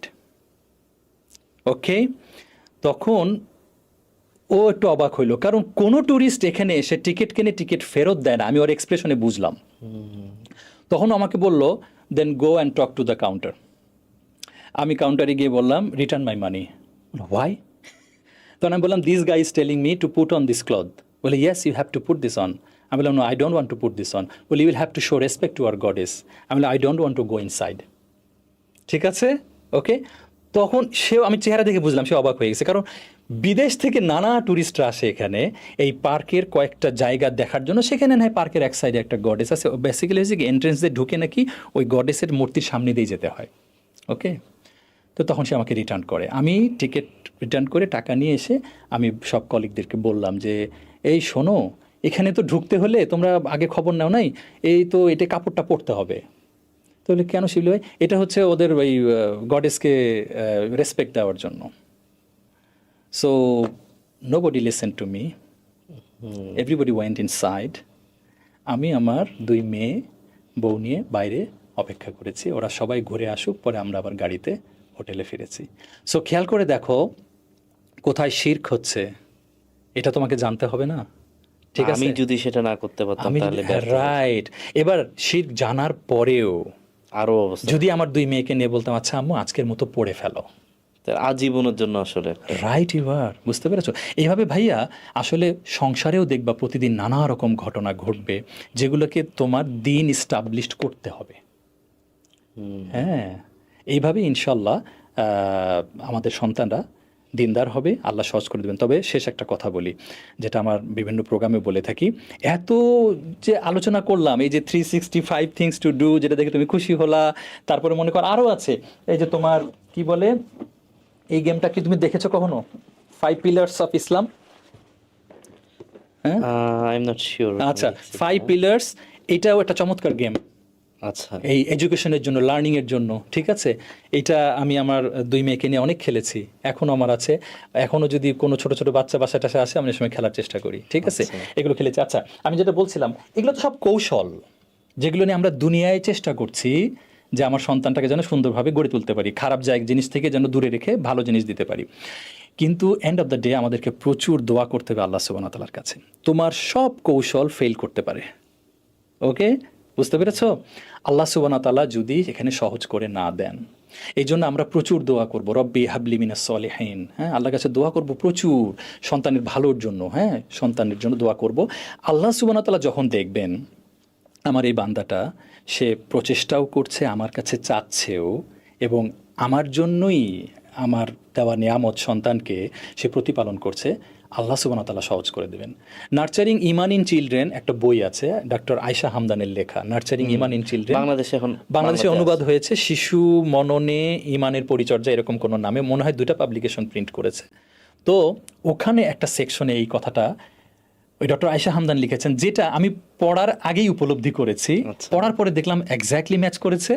ঠিক আছে, সেটা হচ্ছে উনি লিখেছেন যে প্যারেন্টিং করতে করতে একটা পর্যায়ে প্যারেন্ট বুঝতে পারবে যে আসলে আমার প্যারেন্টিংয়ে আমি যা কিছু কৌশল অবলম্বন করেছি, যা কিছু পদ্ধতি আমি ফলো করেছি, এই কোনো কিছুই আসলে আমার সন্তানের যে ভিতরে যে ভালো রেজাল্টগুলি এনেছে সেগুলি আনার জন্য যথেষ্ট ছিল না। ছিল আসলে আমি আল্লাহ সুবহানাহু ওয়া তাআলার কাছে যে প্রচুর দোয়া করেছি, আল্লাহ সেই দোয়াগুলি অ্যাকসেপ্ট করেছেন, করে সেটাতে আমার প্রচেষ্টায় বারাকা বৃদ্ধি করে দিয়েছেন, দিয়ে উনি একটা ভালো রেজাল্ট দিয়েছেন। বুঝতে পেরেছো বিষয়টা? হ্যাঁ, এবং এটা বিশ্বাস করো আমিও ফিল করি। প্রচেষ্টা আসলে তোমার দিক থেকে করণীয়টা, রেজাল্ট আসলে আল্লাহ সুবহানাহু ওয়া তাআলা এনে দেবেন। যেমন লাইফে আমরা সব ক্ষেত্রেই দেখতে পারি যে আসলেই সব আলহামদুলিল্লাহ আল্লাহর রহমত, আমরা যা যা করতে পারছি। রাইট। তবে আমরা একদম শেষে আবার একটা প্রশ্ন না করে পাচ্ছি না, সেটা হচ্ছে যেহেতু এটা সুযোগ নেই, যেহেতু আপনি আছেন এখানে, সেটা হচ্ছে আমার জন্য ধরেন আমার বাচ্চার 1 বছর বয়স, যেটা বলো 1 বছর আমার জন্য খুবই চ্যালেঞ্জিং ছিল, কারণ আমি আসলে জানতাম না, আমাকে ওইভাবে বলেও নি যে আচ্ছা তোমাকে কিন্তু এখন ঘুম অন্যভাবে কমে যাবে, তোমার ওয়াইফ আগে যেভাবে তোমরা থাকতা সেভাবে থাকবা না, তোমার ওয়াইফ তোমার কাছে হয়তো আগে ওকে সময় দিলে হইতো, এখন হচ্ছে বাচ্চাকে ধরার দায়িত্বটা মাঝে মাঝে সে এক্সপেক্ট করবে যে তার খুব ঘুম পাচ্ছে, সে সারাদিন, সে আসলে সত্য আমি হয়তো 2-3 বার ঘুমাইছি আজকে, কিন্তু ও দুপুরেও ঘুমায়নি। তো এইরকম আমি আসলে জানতাম না, যেটা আপনি এখন বললেন সেটা আমার জন্য হেল্প হইলো ওভারঅল। তো নেক্সট 4-5 বছরে আসলে কি হয়, এই সময় তো সে হাঁটা শিখবে, কথা বলা শিখবে, তো এই সময় আসলে যদি কোনো ছোট একটা গাইডেন্স দিতেন আমার জন্য বা আমার মতো যারা আছে। আচ্ছা ভাইয়া, প্রথমত হচ্ছে তোমার সন্তানের পার্সোনালিটি কেমন আমি এখনো জানি না। সো আসলে আমরা বলি না যে এভরি কিডস আর ইউনিক, হ্যাঁ, তো হ্যাঁ ওর পার্সোনালিটির সাথে মানে তোমাকেও বুঝতে হবে তোমাদেরকে যে আমার সন্তানের পার্সোনালিটি, যেমন আমার 2 মেয়ে টুইন হওয়ার পরে কি দুজন আসলে হুবহু মানে তাদের ব্যক্তিত্বে তা কিন্তু না, তাহলে এটা কিন্তু আমরা বুঝে গিয়েছি। হ্যাঁ, তোমরা যেহেতু প্যারেন্টস, তোমরাই কিন্তু তোমার সন্তানের ব্যক্তিত্ব সবচাইতে ভালো বুঝবা। ঠিক আছে, সুতরাং সেই অনুযায়ী তার সঙ্গে বিভিন্ন আচার আচরণ, শাসন, ভালোবাসা, সংশোধন যা বলো সেগুলো তো করবাই। আর এই 5 বছরের মধ্যে আসলে তোমার মেজর কয়েকটা ঘটনা ঘটবে। আমি প্রাত্যহিক জীবনের দৈনন্দিন টুকটাকগুলি বাদ রাখলাম। যেমন মনে করো ওর স্কুলিংটা 5 বছরের মধ্যেই তোমাদেরকে হয়তো সিদ্ধান্ত নিতে হবে, unless if you are not targeting যে না 5 বছরে গিয়েই দিব, অ্যাটলিস্ট ডিসিশনটা নিতে হবে। সো তুমি আগে থেকে স্কুলটা খোঁজা শুরু করো। আচ্ছা, যদিও আমি 3টা স্কুল চেঞ্জ করেছি, কিন্তু জানো আমি এবং আমার ওয়াইফ কিন্তু রিক্সা ঘন্টা ভাড়া করে আমরা ঘুরতাম, স্কুলে থামতাম, থেমে অ্যাডমিনের সাথে কথা বলতাম, ক্ষেত্র বিশেষে প্রিন্সিপালের সাথে কথা বলতাম, জানো, বুঝতে পেরেছো? তারপরে আবার আমরা প্রথম স্কুলটা নির্বাচন করেছিলাম, এবং সেটা আমার একটা পছন্দের স্কুল ছিল। সেটা নিয়েও লম্বা স্টোরি আছে, অলরেডি সেটা আমি ভিডিও একটা রিলিজ দিয়েছি, আজকে আর বললাম না। সেই স্কুলটা একটা পর্যায়ে ছাড়তে বাধ্য হলাম, এত পছন্দের স্কুল হওয়ার পরেও। সেই গল্প আজকে থাকলো। তো এটা গেল একটা স্কুলিংয়ের বিষয়। আর হচ্ছে তোমার এই 5 বছরের মধ্যে আসলে সায়েন্টিস্টরা বলেন আসলে তুমি তোমার সন্তানের ব্যক্তিত্ব গড়ে তুলতে পারো। ঠিক আছে, সুতরাং ওর সঙ্গে আসলে উত্তম আচরণ করা, ইসলামের যা কিছু মানে ভালো জিনিস ওর সামনে দেখাতে পারো, ওকে, সেগুলো তোকে অংশগ্রহণ করানো। এবং হ্যাঁ, 5 বছরে ওর সালাত সিয়াম এগুলো নিয়ে হয়তো চিন্তা করতে হবে না, কিন্তু তারপরেও রমাদান মাস আসলে তাকে সাহারিতে ডাকো, সে সাহারি খাক, সকালে আবার নাস্তা খাক, কিন্তু সাহারিটা খাক। ঠিক আছে, ইফতারটাও খাক। আমার মনে আছে আমার বাচ্চার ইফতার খেতে গিয়ে মুড়ি টুড়ি ছড়াছিড়ে, তুমি বলছিলে না তোমার বাচ্চা এরকম, হ্যাঁ, এটাই তো করবে। একটা বাচ্চার কাছ থেকে আমরা কি এক্সপেক্ট করবো বলো? ফার্স্ট অফ অল আমাদের অনেক সময় বাচ্চাদের কাছ থেকে না এক্সপেকটেশন খুব হাই থাকে। আমার কাছে অবাক লাগে, অনেক প্যারেন্টসরা প্রশ্ন করে, ভাইয়া তার বাচ্চার বয়স 2-2.5 বছর 3 বছর, আমার বাচ্চাকে আমি কিভাবে বোঝাবো যে এইটা করতে হয়? আচ্ছা, এটা কোনো বয়স হলে বোঝানোর? ঠিক আছে? আচ্ছা, 5 বছরের মধ্যে আরেকটা কাজ করবা ভাইয়া, যেটা আমিও করেছি। ওকে যে অনেক সময় টুকটাক ঘরের যতটুকুই কাজ করাবা, এটার জন্য ওকে বোনাস রিওয়ার্ড দিতে পারো, যেটাকে আমার 2 মেয়েকে করেছি আমি। বুঝতে পারছো? এটার জন্য আমি সুন্দর টোকেন বানিয়েছি, হ্যাঁ, কম্পিউটারে প্রিন্ট করে একদম, যে মনে করো হয়তো 5 বছরে, ইভেন ওদের 7-8 বছরেও করেছি, যে তুমি যদি আম্মুকে কাপড় গোছাতে সাহায্য করো, তাহলে তুমি যে এটাই কাপড় গোছানোর টোকেন পাবা। হ্যাঁ, যদি তুমি তোমার খেলনাগুলা গুছায় রাখো, তাহলে খেলনা গোছানোর টোকেন পাবা। এইভাবে টোকেন সংগ্রহ করে, যদি কথার কথা সে যদি 10টা টোকেন সংগ্রহ করতে পারে, তাহলে ওর পছন্দের একটা খাবার তুমি ওকে খাওয়াবা, যেমন বাচ্চারা আইসক্রিম পছন্দ করে। ঠিক আছে? এভাবে কিন্তু আমি ওদেরকে ইয়ে করেছি। ইভেন ওরা একটা সাইকেল চেয়েছিল, সো ওদেরকে বলেছি তোমরা এই যে টোকেন সংগ্রহ করো, if you can collect 100 tokens, তাহলে তোমাদেরকে সাইকেল দেবো। সম্ভবত ওদের 80 টোকেন হয়ে গেছে, তখন আমি সাইকেল দিয়েছি। বুঝতে পেরেছ? এটা হলো কি, ওদেরকে কন্টিনিউয়াসলি ভালো কাজে উৎসাহিত রাখবে, এবং ওদের একটা ইভেন জানো, একই সাথে ওরা কিন্তু জানো স্কুলে ভর্তি হওয়ার আগে কাউন্টিং শিখে যাবে তোমার টোকেন গুনে গুনে। তুমি বলেছো 20টা টোকেন, ঠিক আছে, 10টা টোকেন, তাহলে 1 2 3 এভাবে তুমি ওদের সামনে গুনবা। এইভাবে ওদেরকে আসলে, মানে আমি বলবো প্রথম 5 বছর না, ইভেন অনেক এক্সপার্টরা বলেন প্রথম 7 বছর আসলে ভালোবাসা, স্নেহ, মায়া, মমতা, আরও যে শাসনের সংশোধনের উদ্দেশ্যে যেটা, ঠিক আছে, এগুলি করতে থাকা। ইনশাল্লাহ আর দোয়া করতে থাকো, ঠিক আছে? দেখবা ইনশাল্লাহ আল্লাহ পথ সহজ করে দিবেন। বাট এগেন, প্যারেন্টহুড একটা কঠিন রাস্তা, আল্লাহ সহজ করে দিলে সহজ, এই যে আমি শুরুতে একদম বলেছিলাম। জাজাকাল্লাহ খায়রান ভাই, মানে আজকের পডকাস্ট অনেক হেল্পফুল ছিল। আমার মনে হয় প্রত্যেক প্যারেন্টসদের এটা দেখা উচিত। তো আজকে পডকাস্টটা শেষ করব। শেষ করার আগে আমাদের পডকাস্টের মানে আমাদের বৈঠকের দোয়াটা দিয়ে শেষ করি সবসময়। সুবহানাকা আল্লাহুম্মা ওয়া বিহামদিকা আশহাদু আল্লা ইলাহা ইল্লা আনতা আস্তাগফিরুকা ওয়া আতুবু ইলাইক। আসসালামু আলাইকুম। ওয়ালাইকুম আসসালাম রহমতুল্লাহ। আল্লাহ সুবহানাহু ওয়া তাআলা যেন আমাদের এই আলোচনাটাকে কবুল করেন। আমিন।